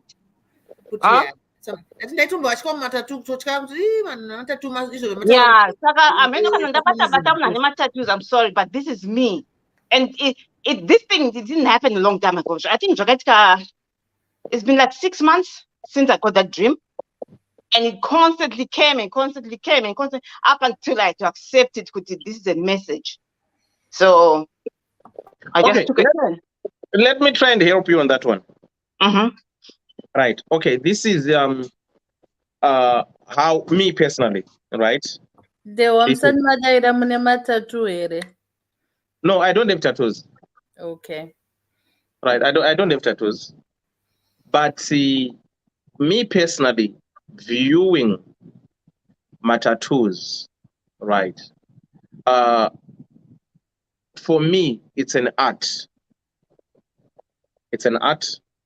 So some people, they put tattoos based on them being artistic or sending a message to themselves, which they remind them of something. It depends with an individual, right? Then I understand, Kuti, there are some tattoos which maybe some people don't feel comfortable with those, maybe one of the cover the whole body and the whole face. Angry of which color. But no, I love this because every tattoo, it means something to me.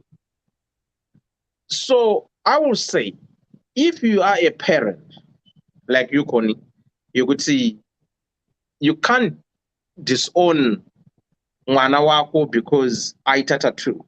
Why I'm saying can't disown mwana wako tattoo? Because it's a personal choice.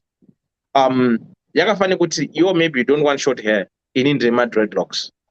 This is my personal choice. And tattoo is something I don't feel like this is my body. I want to do this. I want to put tattoo of my mom here. I want to put tattoo of my son there. But you can as well, as a mother or as a parent, you know what? As much as you want these tattoos, don't you think, Kuti, if they become too much on your body, they don't look nice. In the sense, yekuti, ukatarisa vanhu I will say this to those who work healthcare, hospitals. When you get old, these tattoos at times they won't look as nice as they were when you are young.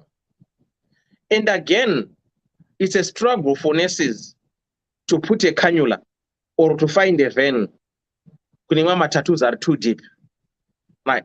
But it's something that is nice. If you are having these weird dreams of these tattoos, I mean, this is me the way how at times I perceive dreams. At times, some dreams I know we are based on things that we see during the course of the day, or subconsciously you are sleeping and it reappears, like you're having some flashbacks. Maybe you watched a movie or whatever. You read something about it, then your imagination of having this. So if it started like 6 months ago, just try to find about it.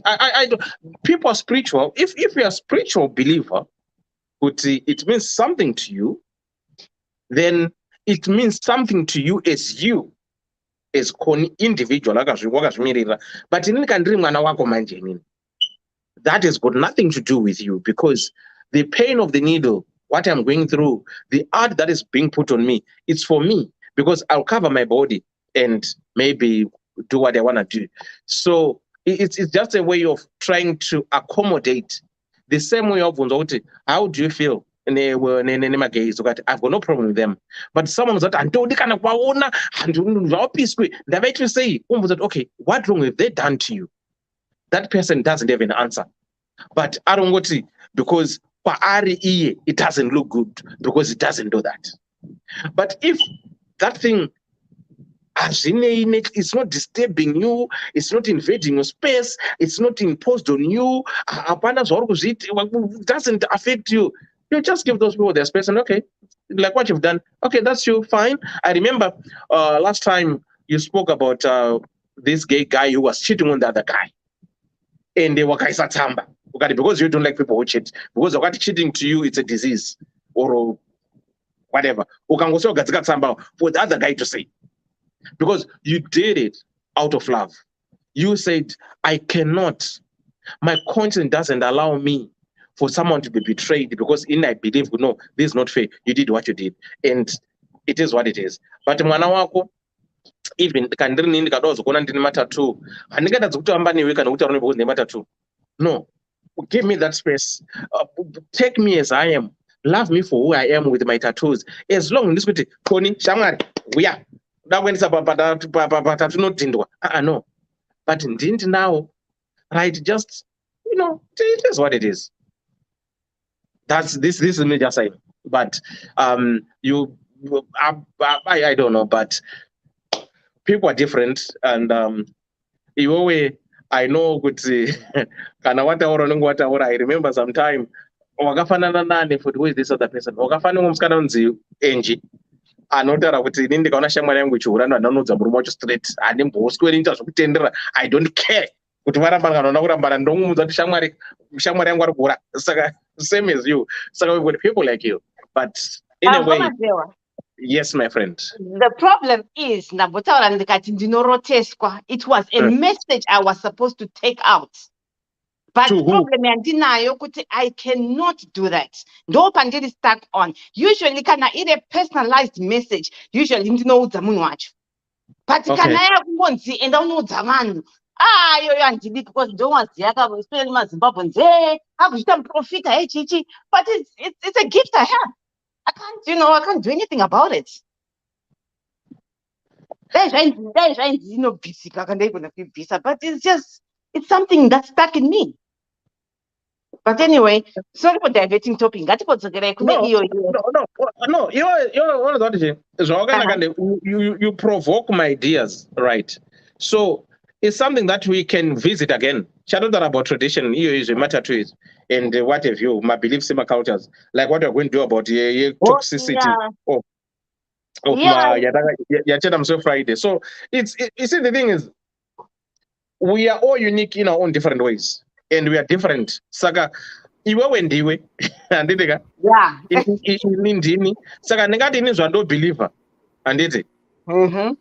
Yeah, this is why I say, Guti, I let people be because my choices are. So I also struggle, Guti, but why does God tell me to do this? Because I'm going to, I'm going to be an enemy to so many people. Imagine how many people in this world have my tattoos. Imagine. Saka iwewe cannot do that. I want you to tell me kubhetuka uzodream yematatu yakanzi chii? Uchazokubvunza tinzodream yako yematatu yainzi chii? How bad they are and what effects they have with and I can't explain.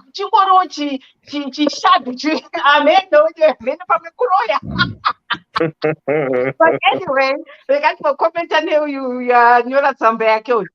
okay. I was like thinking, Gutiga, there's a certain type of women vasingagoni kunyenga, right? Vanoti kana ati wana musikana udaika ndipo panoita system yekutora mavideos because anzati kana varambana ka acha mashandisa mavideo kudini kubonyola bolonye so variko vanhu vakadaro variko and to us that is like kunoku I'm sure video yemunhu wese ine zvinhu zvavanoita mabedroom avo kuno chai kuamerica kunoku if I take vanhu 15 muroad out of my adults I think out of 15 there's 13 of them vanotoinazvo mafoni mavo because ndo zvavatori amenoti chinowanakidza ipapa amenoti zvambotaurwa na I think ndianiko uyu wekusouth Africa ndichera ati vanonga kuzoishandisa kana ega zvake. Most probably this guy havagari in the same town. So I'm just, I just want to, because I think she's going through some stress or something. Maybe, mukomana blawai. Avaonani zvakanyanya. Saka mukomana vatichi rikatora zvangu video yekuzozvibatsira nayo. Ndisina musikana wangu. But varipo zvavo vakadaro. So I'm just saying I think she overreacted musikana. Or she overreacted. And this guy, it seems like he's not going to use it to anything about it. And if I was her, I would just let him do whatever he wants. My dear, unotowana mari when you sue him. Imari kai. Saka pombonoka zvakusiye zvakwaite zvarida nayo, but ikangobuda kupublic chete. Chenda kunotora mari. Zvatopera. And I don't know. I'm not, I'm not there yet with this guy's gonna use anything to do. I mean, variko zvavarume vakadaro. Variko. Haagoni kunyenga. Saka anotowana kamwe kani kekuzvibatsira nako. So, but kuti manje haachatauri naye manje. I think angoda kungomunetsanetsa wake zvongonetsanetsa. But otherwise, kanganwa zvako sisi. Move on. So kangana nezvake. Because he's not, munhu anokudaro anokurekodha usingaonika. That's being unfaithful. Why would I want somebody on singa trust like that? That's a red flag. Chivotosiyana naye. Nyangu akadzoka achiti ndiri kukuda. No, it's not worth your time. Iwo unonamata mwana mufundisi kaiwo. Saka you need a guy wekuti unyazosvika kuna baba namai uchiti uyu ndiye mukomana wangu. Uyu haasi ibhichocho. Zvatakatotaura ibhichocho. Munhu anotora mavidheos achida kuzobonyoresa. Ibhichocho. Anototyisa. Ngatiwirirane kakuti ngatitore mavidheo kandobva ndati haye all right. Ngatitoranezve. Not kuti behind my back. Mota yako wakapfava musikana ndatomurova. Sienda ponyora asina basa kana kutomucheka maoko ewayo. I'm just joking. I'm going violent. I'm just joking, but that's my thought. I'm going to move. He's not going to do anything about it. No.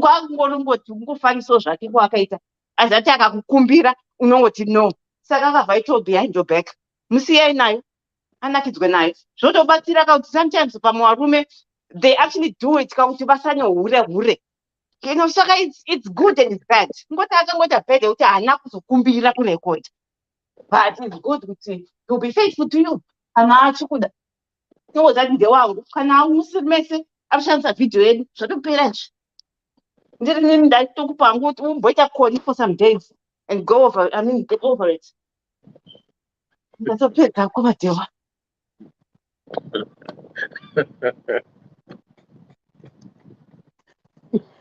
Koni ndakushara mpando wangu. Thanks. Handingambozvistress nekuti kwadzazonditora vhidhiyo chichi. Aiwa, ngaishandise. Asi musi wachaishandisa uzati mari yapinda muhomwe mangu. Ndinotengawo chimota changu. Zvatopera izvi. Ndimboswedozvininetsa nokuti todya sika rangu richipisa. Zvikabudisa vhidhiyo iyoyo. Ndatsipwa naiburitsa. Ndovana mhanyowo zvendinomusuwawo. Zvatopera izvi. Things like that, it's a benefit to you, my dear. Tora mari, tenga zvaunoda. And life goes on. Dewa, can I say something? Kuna Koni. Adding to what Connie has just okay, saying. Okay, I very short.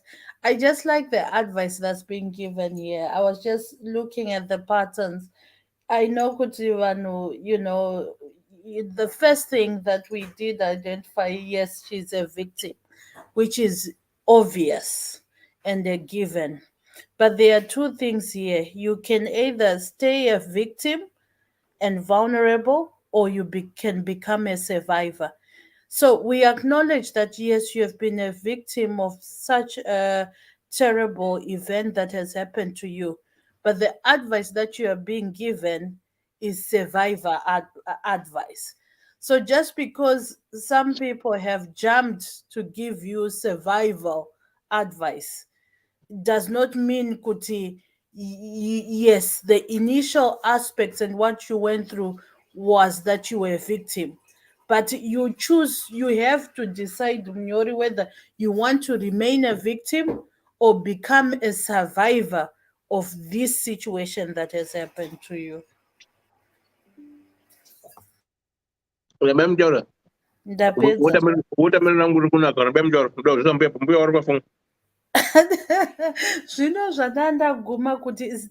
the two things about challenges in life. Whether you decide to remain a victim, you absorb my sympathies, and people are being empathetic with you and say, I can't imagine what you went through. Everyone is acknowledging that you have been a victim. So the survival mentality is what they are giving you, to say, okay, yes, things have been sour, but how do we make lemonade out of these lemons that have been thrown at you so that you actually come out victoriously? And that's the most important aspect. Zvekuramba tiri mu victim mentality does not help you, neither does it help us as we are advising you. Kuti tingoramba tichingokubhabhadzira. Though I acknowledge that you are stressed.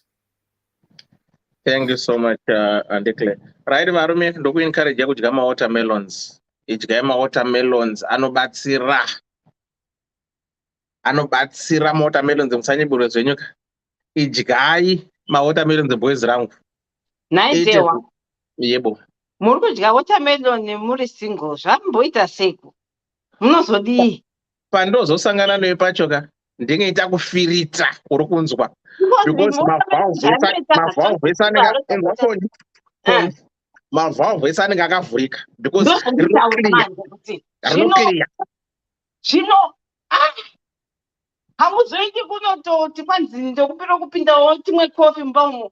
Because watermelon zvazvinoita, aiwa ngavambomwa, ngavamborimwa vozotiudza varume. Naye mbuya Koni hazi group redu mbuya taurirai Koni tinoramba nechezvembuya. Mbuya muri sei udzai munhu wenyu Koni tiri kupi isusu mbuya? Imi mbuya wacho wanyarira futi wakomana. Naye mbuya, imi mbuya boy. Hi, hello, Dewa. Sorry, I'm on another call at the moment. All right. I'll just be a minute or two. All right, no worries. Koni, usatye zvako titori bhonda kadaro. Watermelon bho zvekuti right. Ndikumirira. Nemadyira munoriita soka. Muswa munokiya munhu ka. Mozotiudza. Iyo munhu wekumebhurini unotaurisa wewe. Right, for those who are just joining us, let me just do a recap on this one. Then chifambidzana tichienda zvetakadaro tichimirira mbuya kuti vauye vorudzi rwangu vari pafoni. Right, right, regai ndione kuti zvakamira njani apa. Right, mbuya, hold on, ndombotsvaga nyaya yacho zvinowandisa. Right, mauya. Okay, hanzi rudzi rwangu nambuya uka. Tiripo mbuya. Hanzi tiripo mbuya. Mbuya seberai padhuze nefoni. Taurai tinzwe. Ya, tiri kunzwai, taurai.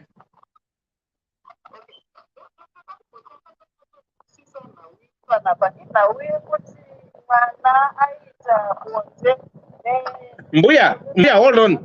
Makapfeka ma-headphones ramapfeka chi? Right. Iye zvino zvimabheta manje. Okay.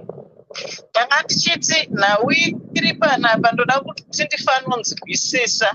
Inhau yekuti mwana akaenda kunoita bonde nemumwe wake ndokutorwa mifananidzo iye asingazivi handiti.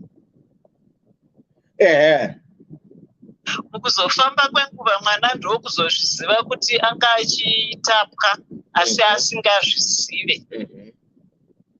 Right, ndokubva azotyisidzira mumwoyo nerufu kuti ukadai so inini ndichazvifisa, ndizvo handiti. Right, regedzai nditange ndichitaura kuti vedu weka izvi zvinhu zvika izvi zvinotoda magandanga chaivo vanhu vakasimba. Handi nyore. Takunzwai mati, oh shit. Sorry, can you hold? Sorry, all right. Someone is calling. No problem. Dairai, no problem. Dairai. Right. So mbuya vari kupasa. So the thing is, you know, the thing. I will say, I love what the caller said. This guy was Zimbabwe. Kana all in love. I think you get carried away. There's so much trust, and there is a lot. That, yeah. Hello. Terrible.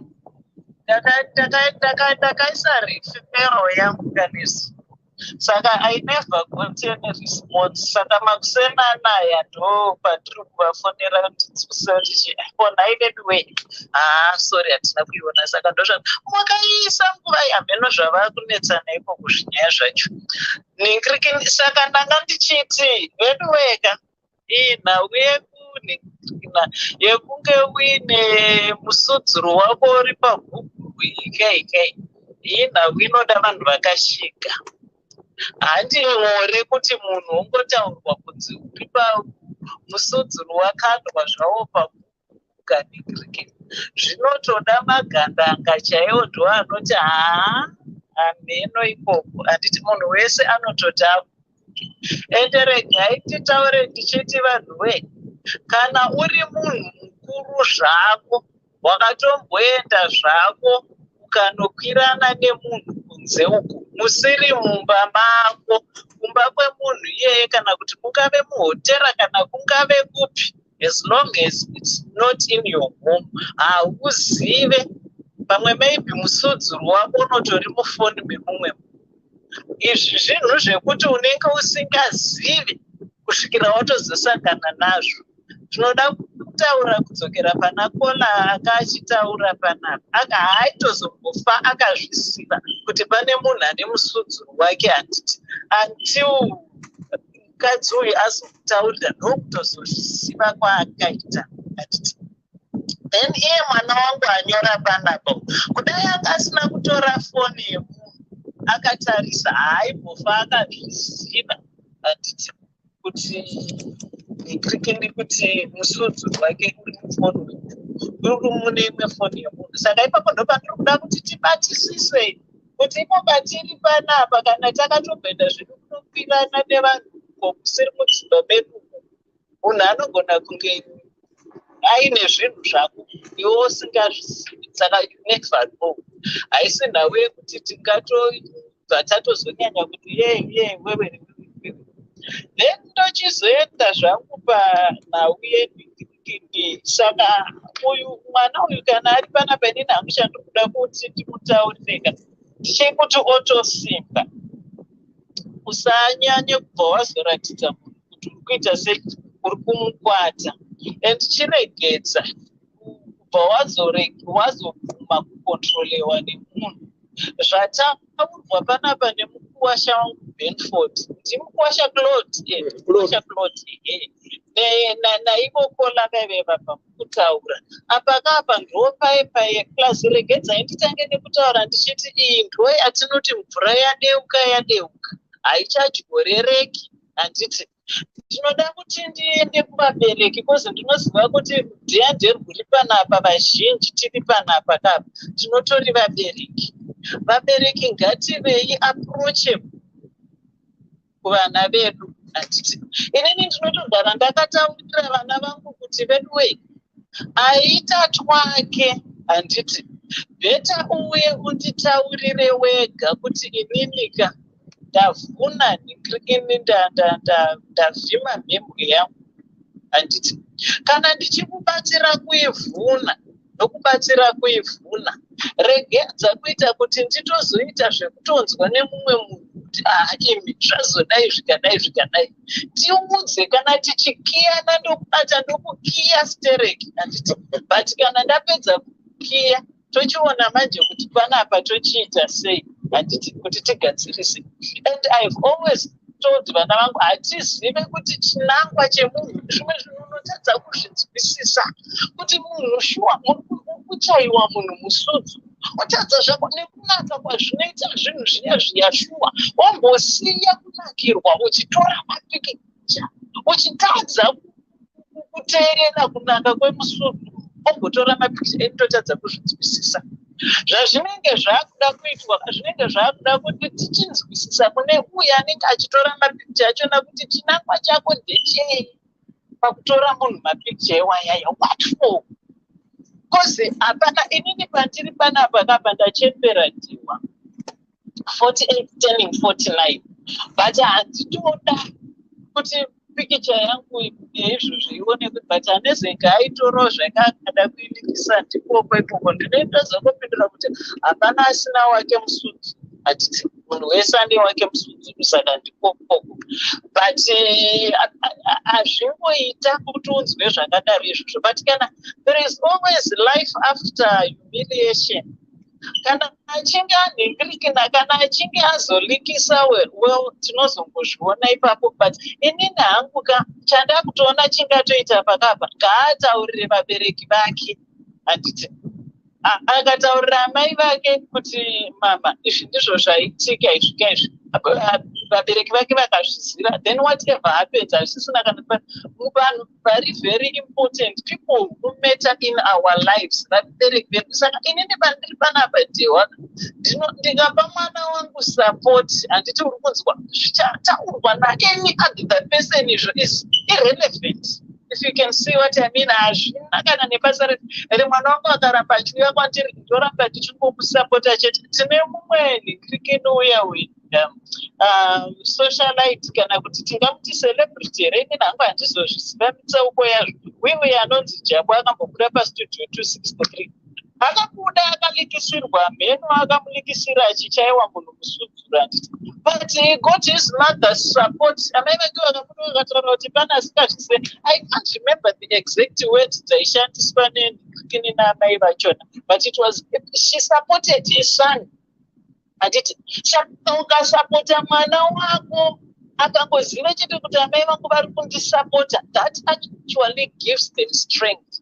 Saka isusu sevabereki ngativei approachable. Inini Jehovah musunono, do you know apana paweekend ipapa Sunday kana kuti I can't remember. Do you know kuti mwana wangu akatonditaurira kukuru, akatonditaurira kachitoseka zvakaka mama ndikati we zvikanzi munoziva at one time ndakambofunga kuti panapa kapa ndachaiwa nedhofera chete. Unoziva ndakati iwe, how did that happen? Zvikanzi ndakakwenda ndikatondikina nemunhu, but what I made sure was to check kuti are you on contraception. Ndo zvandakabvunza munhu. Ndikati okay, wakabvunza munhu kuti are you on contraception, but ndobva watiti zvako wakadaro. Ndikati but I remember ndakakutengera mabutiro ndikakupa one. I didn't even know kuti mwana wangu ari kuita sei, ari kuita zvinhu zvanditokudzwa ndiwa. Ndikati but ndakakutengera mabutiro one. Akati mama, I've tried those things, zvinoita sei zvinogohwa. Saka ezvinezvi majeka ndaakuzviziva kuti mwana wangu is into those things. Ndakutoparidza vhangeri reconsent mufana wenyorovhita mbuya mufana wenyorovhita. Yes. Akaenda akamuchaiwa zvake nyorovhita asina kulaminita.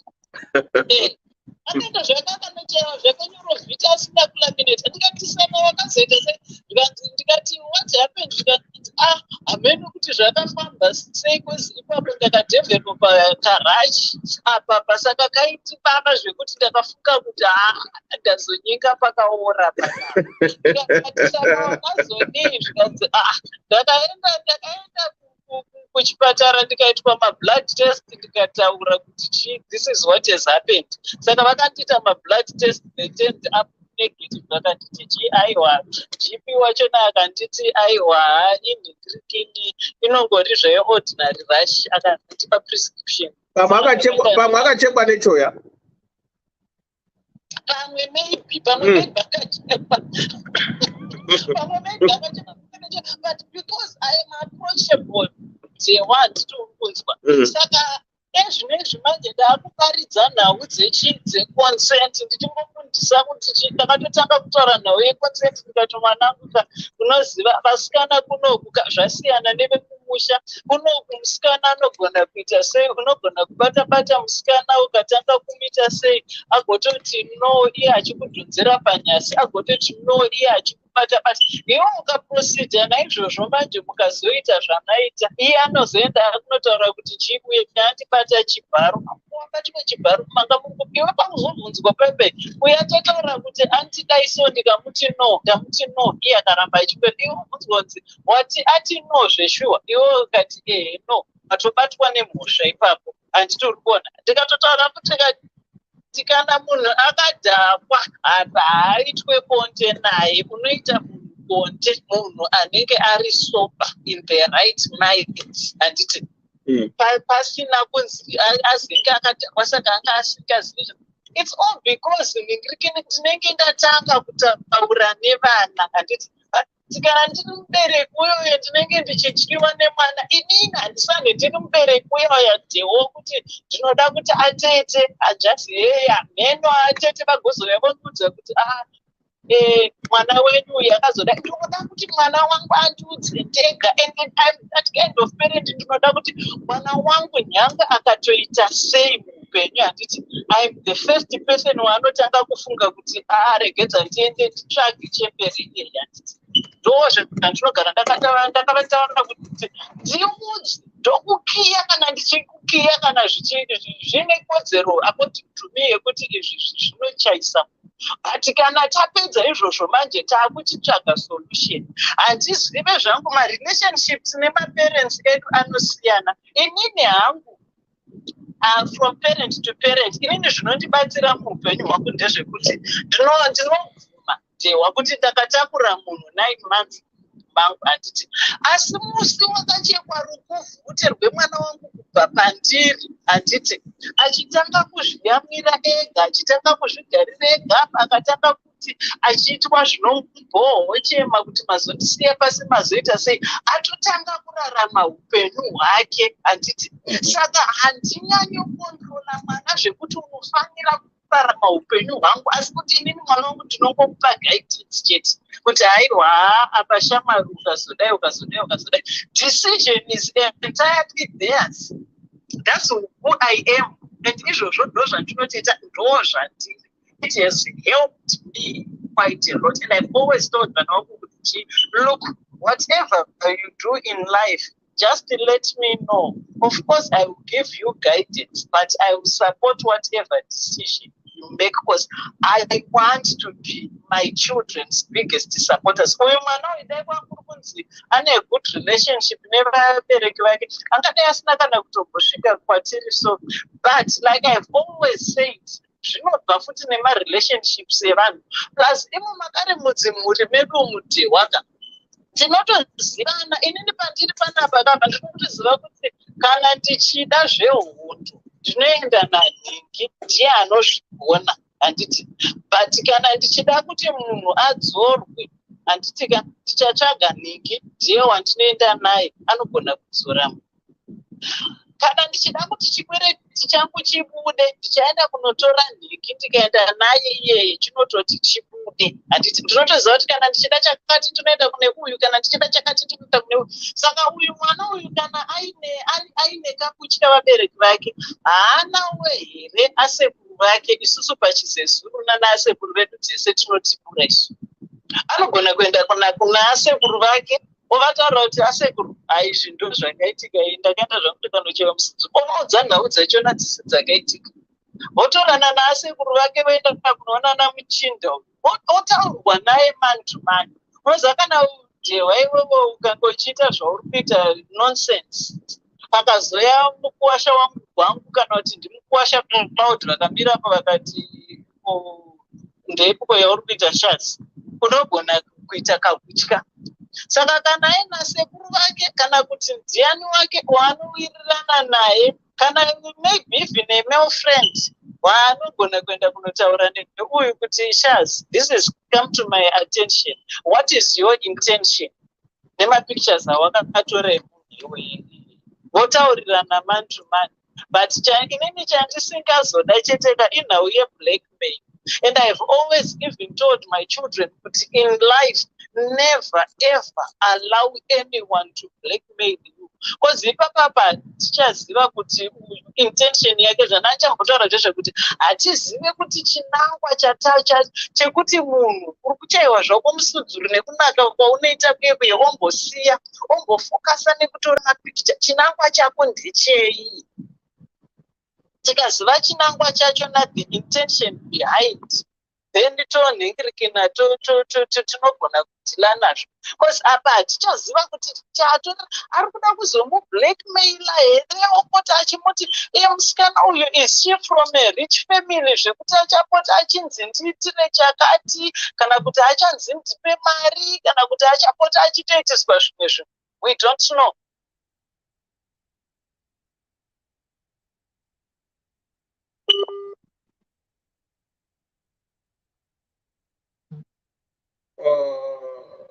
Foni mbuya dzokaitoni right, ndichimirira mbuya vakomana muri 50 so kudai so, muri 54 kudai so, mukambo ndidonate roster 1111111 stars munenge magona chaizvo, nemusangana kumbotadza kana one time kana right. Zvinoitika ndezvekudai so, manzwa mbuya utaura nyaya yemwana wanditi.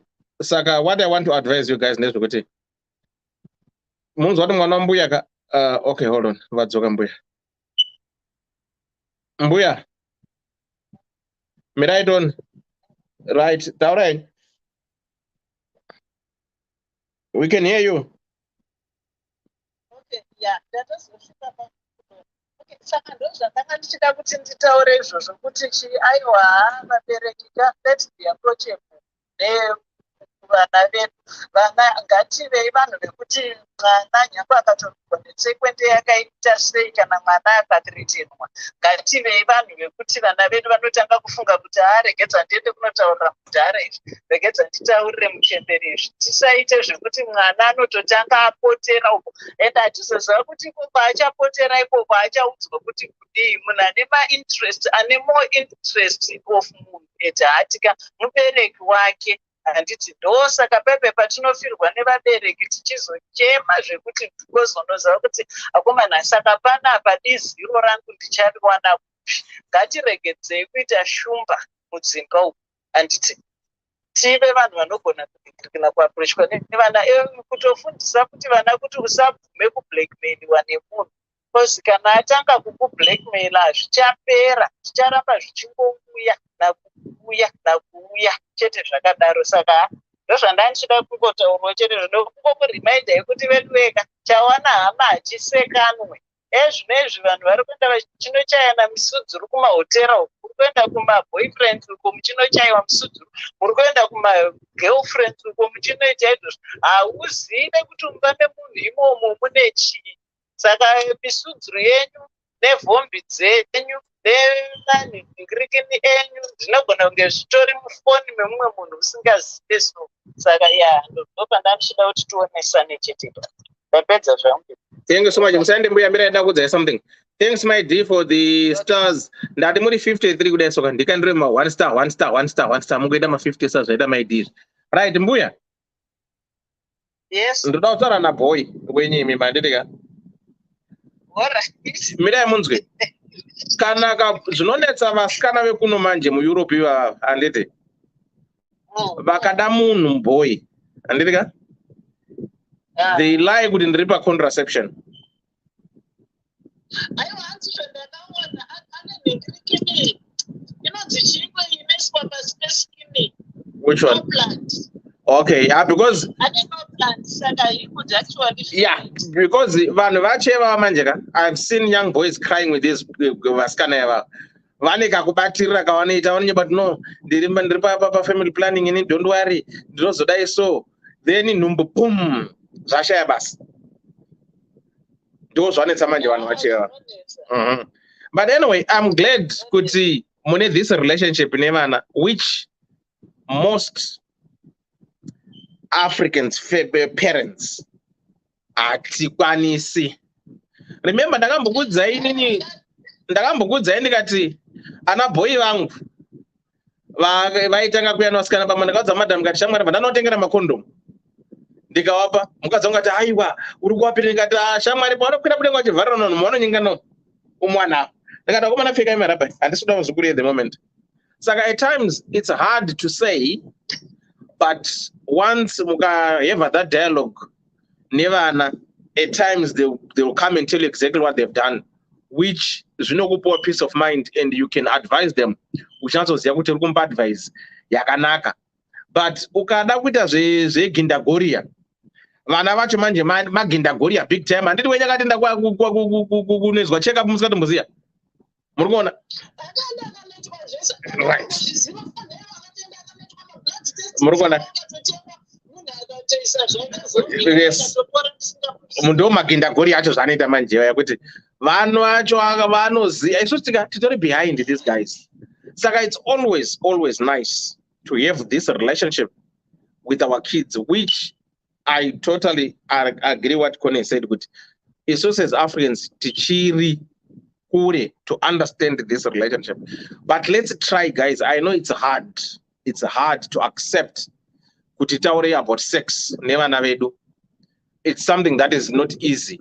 That conversation. Yangofanana kuti tinotya kutaura about death as Zimbabweans. Adikutaura nyaya kuti ndinofaka. But ozoona wakafata kutakuita magofandi takuzodii. Adikutaura nyaya kuti tinofa. But ozoona tinofa. Ndikakudza kuti nhasi mukoma gwangu munofana popota aiwa mfana aiwa. Handitori poison asanda kufa ndichiri mudiki. We don't talk about death.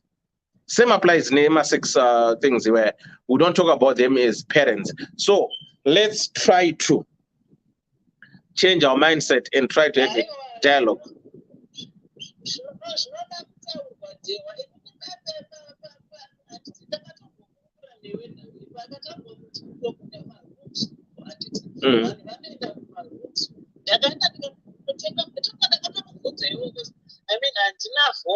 maibvunza saizi kakuti zvine masaizi here.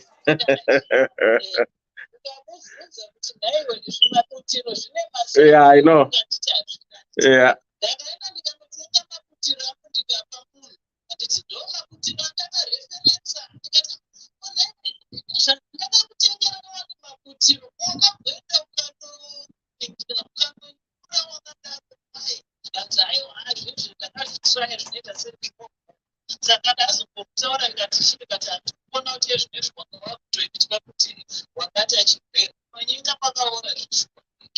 Mbuya.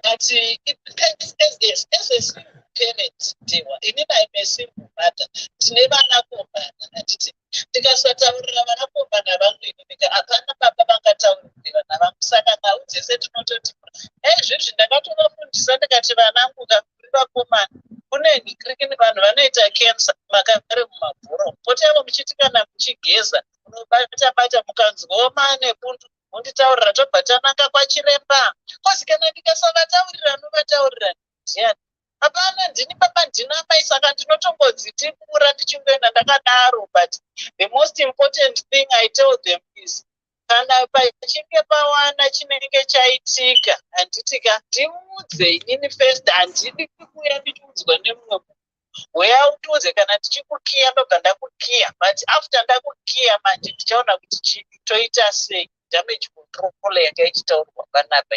Vabereki ngativei approachable. Handiti kutaura nevana tichikumbura nevana vedu. But that's me. Inini handikontrole mwana. Ndinobhiliva kuti mwana ane upenyu hwake hwaanofanira kurarama. I'm only there to support them and guide them, but they make their own decisions. Because inini ndine upenyu hwangu, iye ane upenyu hwake hwatakaseparetwa musi watakachekwa nanesi umbilical cord. Achirarama hwake ndichirarama hwangu. Yes. Ndo zvandiri and handichinji. Hanzi nothing na Glenda. No plan you can keep it yaka expire while it's still in your arm. Saka anafana to check. Ndidi kukaswa no plan, I think vanokupa a card that when it was put and everything. So next time kana akuta zvenyoroka akanzwa munhu ati ane low plant ndatanga tidakona card racho kuti yakaiswa rini, because Glenda said you can keep it even though yaka expire. Glenda, hands what is my brief it? Yeah, my diva hands one thing mwana ngomana my pants, my underwear ndo my brief, my mini brief. So yeah, so it is what it is.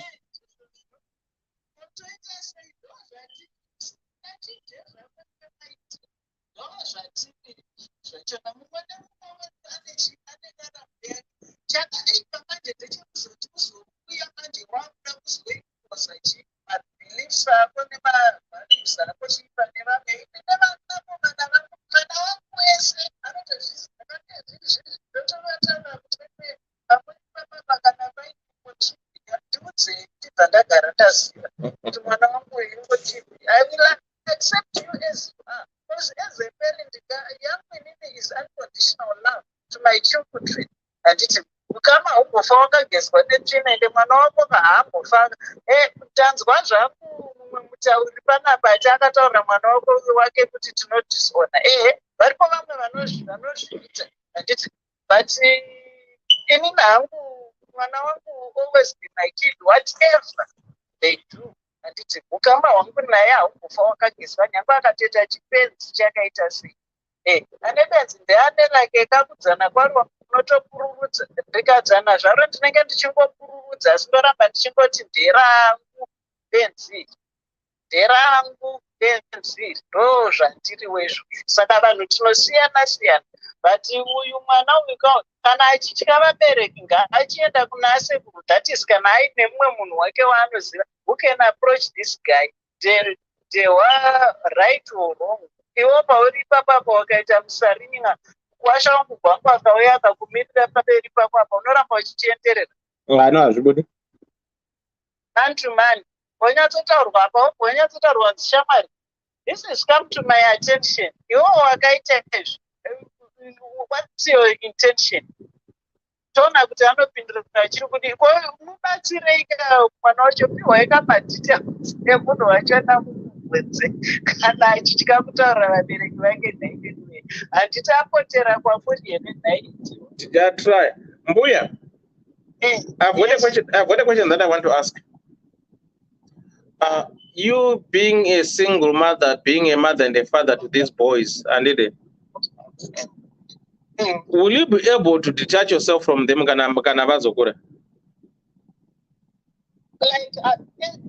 how? Tine story atiri kuita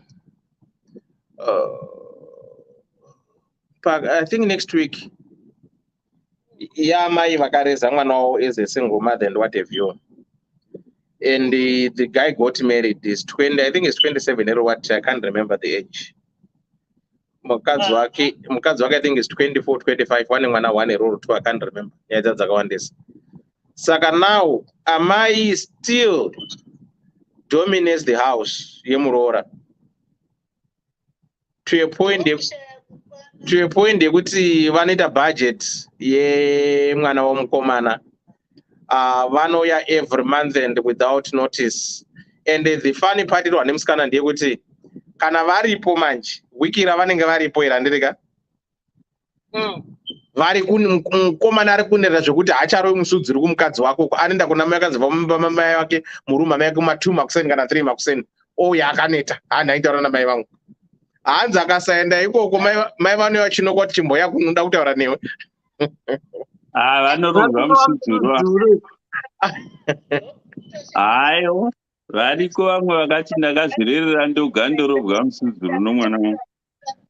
Handiti 9 months handitika 9 months dzakwana ndakapusha munhu kunze kwedumbu rangu handiti pakauya nese akaticheka nechigero iye akatanga kuchema ari kubva achizogona kuyama achiti kana ndikamusiya pasi wochema achizozvikambairira achiita sei atomunhu akutorarama upenyu hwake. Saka kana munhu tatodaro anga anorarama upenyu hwake inini ndinorarama upenyu hwangu inini chiripo chete guidance and whatever ndinotofarwa chaizvo kana mwana wangu akatoroora womukadzi wake vogara vachidanana apa inini chandinongotaurira mwana wangu chandinongokurudzira mwanakomana wangu ndechekuti respect your wife, always treat your wife with a lot of respect. Zvekuti mafinances avo ndinechimboenderere nekumba kwevanhu kumba kwangu kunenge kwasaraonaniko ndaenda kunovaona apo neapo aiwa amai ava vanokwana vaisasika vamwe vanoroya kadhewa handinoziva kuti pachibhoi chedu kune vanhu vanoroya vamwe vanotori nemadivisa vanonzi vanofanira kurara nevanhu mimwe mikoka hanzi hakuna varoyi vanorovwa musudzuru ava mani akanzi mbuya mamusipo kanzi hakuna varoyi ngoni hanzi hakuna varoyi ndiani akadero mbuya mamusi pano musi Friday rimi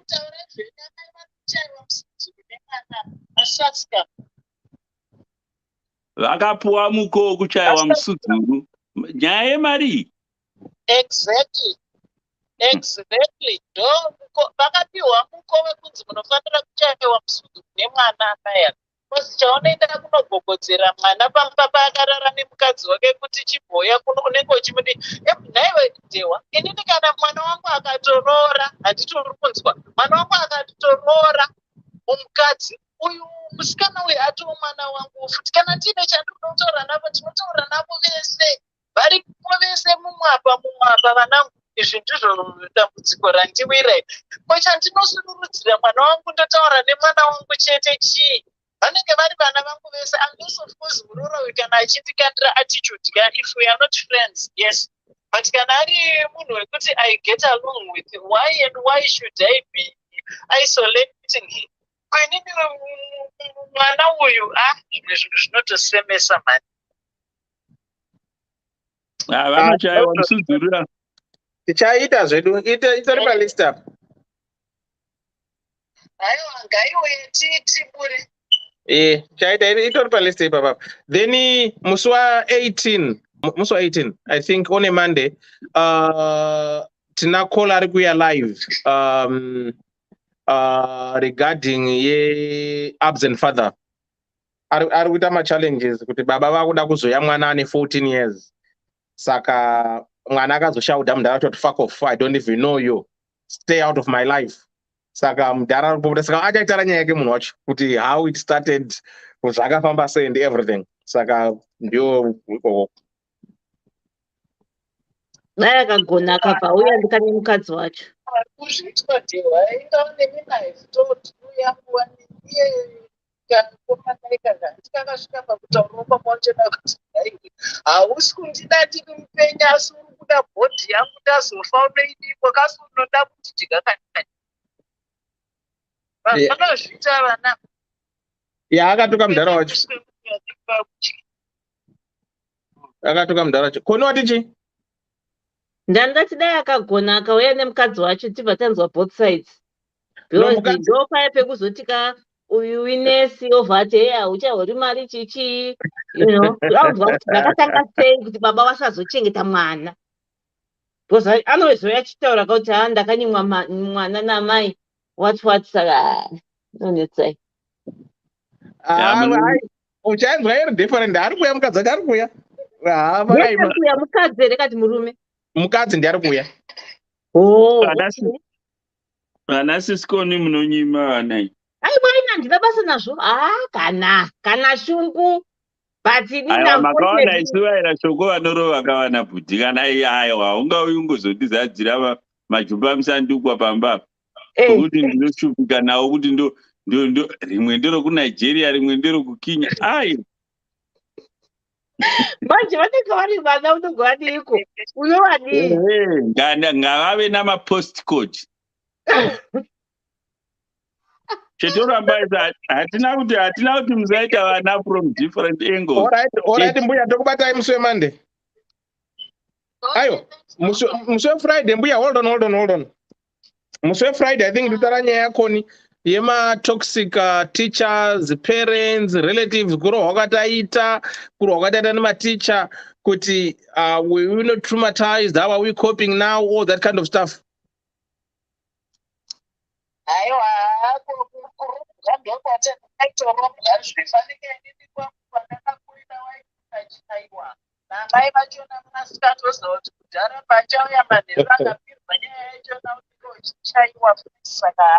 But right,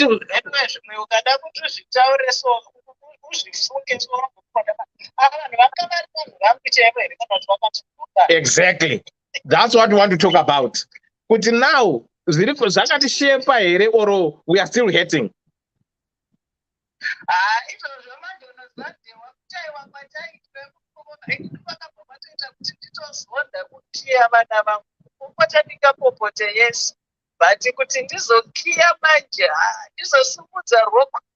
Right, thanks. Reserve it for Friday. Reserve it for Friday. All right, thanks. Sharp. Okay, thanks. Bye. All right.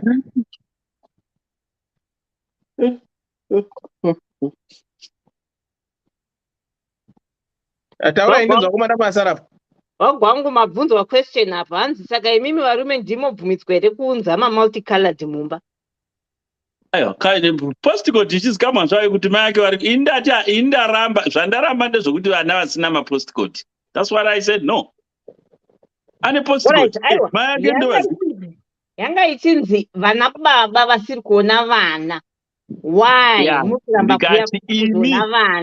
Ndikati imimi masisters vamwe venyu vanoramba navana ndozvandaita. Imi mukati handina basa nazvo, ndikati hamozviziva kuti vana mukanya tinorova vana bhuti venyu kana vana ukasapa reason iri genuine. Yeah, that's true. Ndozvandataura. Ina handina kumboti kuna vana baba majumba musandukwa. Anasoko zvavo, that's why ichitika anasoko vanhu bho. I don't know vanhu vai vasingadi kuroorwa nekuroora vanhu kana soko. Anasoko ari bho man. Bho zvekuti vana soko vanonyanya kutaura cash talk.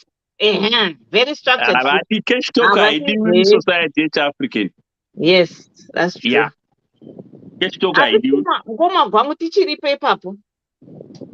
Ndambona zvandaona imimi naRosika timboiteyo ka weekend muri two tozo continue from there.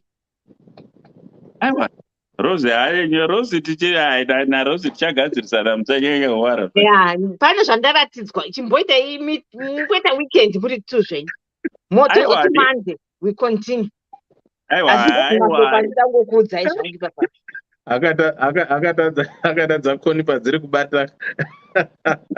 Aiwa, kusanyanya kuwara. Kutamba, but this is something chimboitawo serious amugwangu.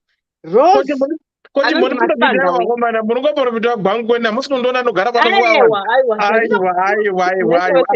izvi ndazviratidzwa masikati. Rose navagwangu chimboitai weekend muri 2 tozotaura after that. Aiwa, don't worry zvenyu pane zvandandigadzirisa. Aiwa, iwo mazuva ari kuteera tichataura. Nice. Kone haasi divorce club akarorwa. Haamboi ku divorce club zvemeri. Hatimudi ikoko. Asi muchato uripo. Wagwangu namasivanje. Okay. My dear, I didn't know. Hold on. Let me give you the link. Hands na clarity my brain a second that Koni. Inga nokatwanda. Inga nokatu wato second anya chakatwanda. My vakaipa.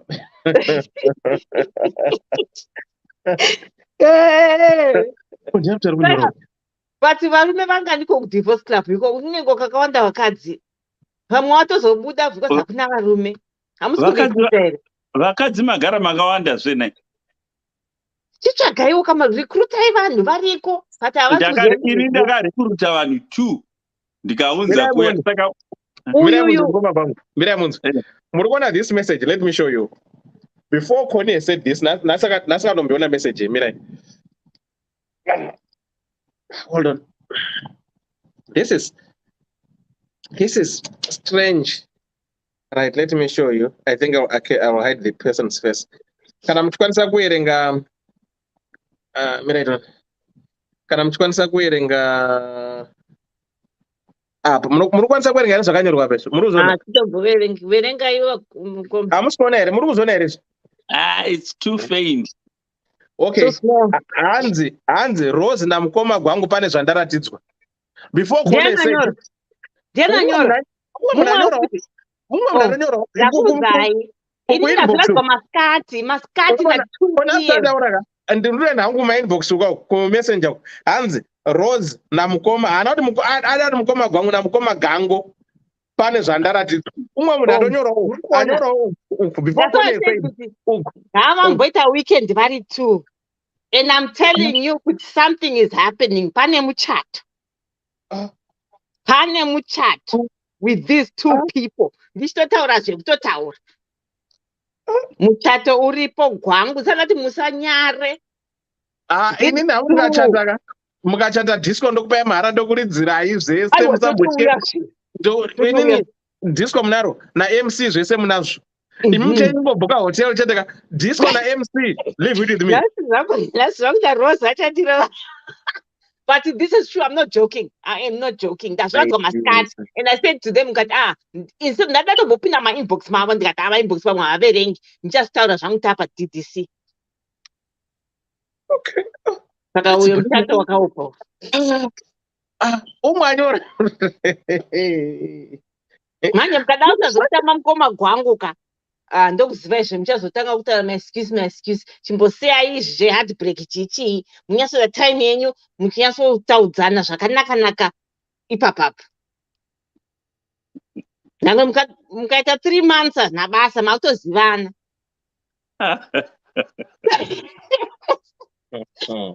Zvakaoma zvepano zvodakidza. Rose wacharemera because kunyarara kwakaita adonha kunyara kaita masibanda wacho kunyarara kuti sizvo ngwasi kunzwa zvawachiona zvawaridzi ariko here apa mwaenda adonha adzika comment section pakaipa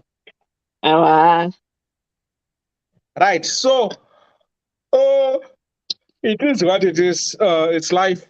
People have given their views. Hands handipo people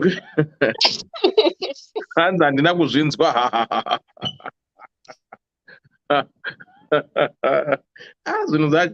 Right, people are giving their views and opinions to the young lady. So I would just want to say to the young lady, if your parents are approachable, like what people have said, try it. Others, they've said, it's irreversible. Mboya said, if you've got an asekuru and you know your guy, try to find people who can go and confront him and maybe talk to him. Or the other lady said, maybe I don't believe it. So it's just a waiting game and see how it goes. But don't let him hold you on ransom, Yeguti, because I've got your nudes. So I will parade you, then he wanna do whatever he wants to do with you to manipulate you, which is not fair. But like when people are in a relationship, these things do happen. And it's sad if someone also because maybe at times when some people, when they do these things, they do them much easier. But if someone wasn't aware and find out, I think you need to respect them and do what's good for them. Mandimutsa ndakazvirarira mukoma gwangu naMasibanda Rose, match made in DDC Utopia. Boom! The Dr. Lava.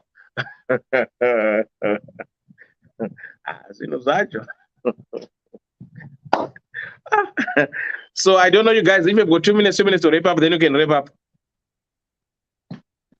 Rega nditange zvangu nani much to wrap up. Ndangoti sununguka zvako musikana. Inga taiswima wani taiswima kwawo dzuko.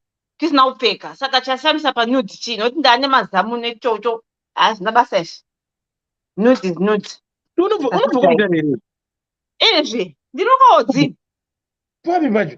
Unozekwodziwa. Taenda kunoswima kwakusiri kwawo dzikwa kuri kure. Taina kwa pachodzani so. Pachodzani. Kupi yokoni?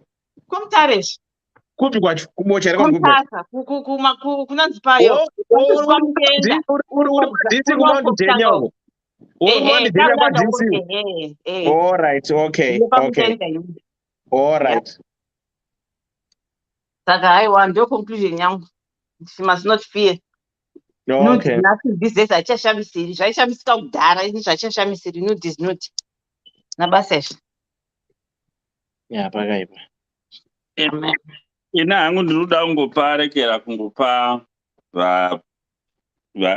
varume ivo vanonudhura ava kuti izvi zvokuda kublackmaila vanhu izvi zvine njodzi. Ndakutaurira uyu yemwana wapresident weCongo. Yeah. Pane yawo uyu futi taxi driver very stupid pamwe wade agere mushe wekudanana nainterim wakamboita interim president wekuBolivia. Uya akabudisa manudha ake angoona kuti muoffice zvokuti akatozopedzisira aresigna. That interim president akambofana kubata chigaro. Vanhu vaita vademonstrator here something like that president opo akapa. It is the same. Apa vamwe vanhu handisi kuti havagoni kugara machena sei. Saipapo wanga wagara mushe. Yeah. Iwe taxi driver because hanga asina murume. Hamene kuti chii chinombotibata chaizvo iwo kamashavi kaya kamwe kokusada kuona rekera. Kokusada kuona mari. Ngatire tamboregedza kudaro. Like I've said before kuti munonga kuti dei uya muchinda uyaiyewo kubudisa kuligisa mavidhio apresident womwana weCongo. Kana anga ataura zvakanaka nomukadzi uya, do you think aimunyima mari? No. Because anga akupa highest honor kudhara. Yeah. So pamwe tinoputsa chirongo takuda kusvika padhoo repamba. Ndozvetinoita arume azhinji nenyaya yekusaseenzesa apa. Hameno kuti chii chinombotibata detasiyana nekasystem ikako. Imagine iwe uchibudiswa anoti I know one mufana akazondofira kuAustralia ane manudzi akabudiswawo because anga anyanya kungogwangura apa neapa kusvika vamwe vakadzi vazopoekana ndokubudisa manudzi ake. And akakomita suicide. That you understand? Manje mune jeri unosungwa. Yeah, that's the right thing to do. Mkoma George said, Dr. Love sent 500 stars. Vamuka vari pahasha. 500. Thanks, Dr. Love. So Dr. Love vari kuchirwa maona 500 stars. It's ndo zvendingangotaura zvangu, otherwise regai ndindoacha. Thank you so much, Mkoma. Ana vuka vivi dare maswera seita swera vuka vi ndeipi wasvika takupedza. Vuka ndiye mufana uyere wendoziva vuka. Aiwa, uyu akanzi vuka vi anoza ndopi. Wenyu wamunoziya mimi ari kwenyiko ari kuside kunana leads kumusoro. All right. Munoziya vuka no, I don't think no. I don't think this is the one. Okay. Right, all good things a million times. Nice one, Vuka V. Thank you so much. Thanks, Dr. La, for the stars, and thanks to everyone who contributed their stars. Your stars will go a long way. Anzi Yanonzi Vuka Zimbabwe. Vuka V, I think Vuka Zimbabwe and they were Danjila. Yeah, there are different people. My D, check your inbox. I've sent you the link. Ndini mfana wenyu mkoma. Ndini mfana wenyu mkoma gwangu. Naye Vuka V. Naye Vuka V wachanisa because ndrungona pakaunzi Vuka V saka I don't know if it's he or she ndrungona pakaunzi Vuka V. Ndini mfana wenyu mkoma gwangu. I can know. I've changed my name. Okay. I've changed my name. I don't akachinja nenhamba because ndakambotumira rekera message panhamba yako ndikamona pakati zii ndikati amufana unenge akaghosta. Saka Vuka mukoma wako ari kutsvaga hanzi undipe thing wape nhamba wakati wakachinja nhamba wakaghosta. Right, good people. Handakatiza. Right, achikodzero ndosei wakatiza. Hanjuka dzinoremba. Dzakarema haiwa hazvina mhosva. Anyway, haimi muri dzemudanga kamunoziyana dzakakora dzinonanzvana dzega wandaraka mashona. Kuti dzakakora saka muri kuti munoziyana muri dzemudanga. Yeah. Vuka tatopedza. Right, good people. Just want to say thank you so much. Thanks for the support. Thanks for everything. Thanks for the contributions, the advice, and everything. For those who missed the show, can always catch us on Friday. We've got a different topic. And if you want to be a member of Divorce Club, please just ask for the link. We've got a Divorce Club where widows, divorcees, singles are mixing and mingling. What happens in Divorce Club stays in the Divorce Club. Ndezveikoko tongopa link wopinda, but the rule of the Divorce Club ndeyekuti ukaona munhu wako muDivorce Club hauchagari. Uwese nemunhu wako munongoti bye bye, istabuda taonana taenda. Ukangosvika ukanyurura ukaona munhu wako, you don't have to hang around in Divorce Club because unotorwa munzvimbo. Saka ukaita munhu wako, then chiriyo. Saka Divorce Club there, some they are lucky, some they are not lucky. Manzwa ndiklara vati vakabuda because hauna mbungu wanzi sha. But vamwe vari kupinda machena. So it is what it is. So there we talk. My real life matters again. This is what I'm going to DDC. But iyo ndeye kungoonesana about life and everything. But kunonakidza kune zvipo. Uko manje kodwa nomwe murefu because kunoita a chain of messages. Vanhu vanonyora vaneti. But kune rules. We don't bring outside messages into the group. No, my messages are negative comment whenever we communicate, giving each other advice with Divorce Club. So at times, yes, and I saw and the guy that I'm going to 200 or 600. They want to watch your Saka be warned, but it's a good group where we are all mature, we are all adults, so we speak the same language. So that's Divorce Club. Ddc Skool of Thoughts always operates Mondays and Fridays, 8:30 UK time. It depends wherever you are. Your opinions, your views are well respected. If you've got a story that you want to share with us, do likewise. You just tell us your story. Then, people if you feel that you've been affected by the show, as always, we have got people, my professionals, my therapists, my psychologists, my counselors waiting behind the scenes support you. And again, offer free counseling at any given time during the course of the day. Ukafona any problem yako, we can cancel you. Zvinokubatsira kana njuga dzarema zvataurwa namukoma gwangu, we'll signpost you to other people. Right, and the good thing about DDC ndekuti we have got so many good reviews from people. But I'm telling you, this got so many people come and say, "Oh, thank you so much, guys, DDC. You've helped me a lot. Thank you so much. I've learned a lot. I've done this. I've done this." And again, for us to grow as a page, please do likewise. DDC Panapagan's review. Write whatever you think. It doesn't matter it's negative or positive. It helps us to do what is best for everyone because we are all learning.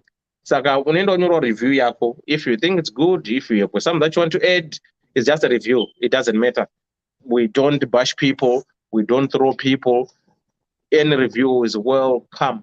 If you want to be one of the panelists at any given time, like I always say, give me your 2 pictures or give Nkoma Gwangu your 2 pictures. Give anyone who Fungarepa DDC your 2 pictures. Then you'll be on the flyer.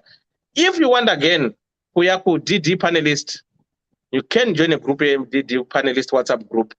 You go with DDC. So hakuna mapona, hakuna cheats, all about DDC, which is different from whatever you call it, Divorce Club. Then we have got a DDC where we post my topics, name my links. So feel free if you want to be one of the panelists, if you want to join the DDC club at any given time. It's open to everyone at limited. That's how we roll. And as well, please share the page, like the page, invite people. Always, guys, let's try to invite people and let's do what we can do. Right, Mkoma Gwangu Mati. Yeah, ndaida kungotaurira zvangu genga kuti page yangu yakanzi Mukoma Gwangu kune vaimbobvunza. Even TikTok yangu yakanzi Mukoma Gwangu. Kana kuti unogona kuinda ku YouTube channel ukangondo type kuti Thomas Mutangiri, you will get me. Right, vuka number dzavuka idzo, vuka ndisire ku inbox number dzavuka. Right. Okay. For those who want to follow Mukoma Gwangu ane page wanenze Mukoma Gwangu, Mukoma Gwangu andika ndo Facebook wanenze Mukoma Gwangu. Some of you, thank you so much. I've sent some invites because I'm a moderator there and I've seen some of you have accepted. I'm going to send more invites. Go to Mukoma Gwangu page. Listen to you. The thing that he talks is more into politics, which is different from me. So go support him. Go and listen. He's got his TikTok. Yenye Thomas Mutangiri andika. Yakanzi Mukoma Gwangu. TikTok, yes. TikTok, Mukoma Gwangu, vanoita mashort TikTok savo. Go follow him. So vari pama Twitter, vari pama handles ese social media. So let's go and support Mukoma Gwangu. Same applies with me in the Twitter handle, the Chimonyo, Daud Chimonyo, YouTube. If you want to go on YouTube, it goes again to YouTube. So we are all over. So let's try and support each other and do what we can do. www.Mukoma Gwangu, whatever. There's the link. Mukoma Gwangu iyo. Yes, Pana Rose iyo. Yanda pin up. Where's that one? That one. So that's Mukoma. Saka. Munoto ziana zoina Rose. Ndo zokuti Ronaldo right ga. Oh. Ya vemanya Rose yato nika chwa. Sapo that is kuzona. Sorry.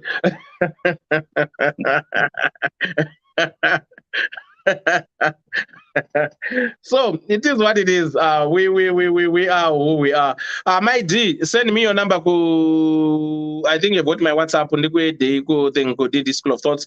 Vuga, send me your number. Inbox then or WhatsApp. Then I add you go Ddc Skool of Thoughts. So Ddc Skool of Thoughts is just Ddc Skool of Thoughts where we talk about DDC and other things. So it is what it is. On that note, I just want to say, guys, thank you ever so much. Tobata na muswechingani muswe Friday. Toita zatneita chenda my D send me your number to inda chenda takadaro. So good night. Totaura muswechingani Friday chiriyo. Muswe Friday but pakati pesa ku Divorce Club. Tinge chimhanya tiri kufutiko amumboti shai tinge tiri kosaka ndiko. Good night, good people.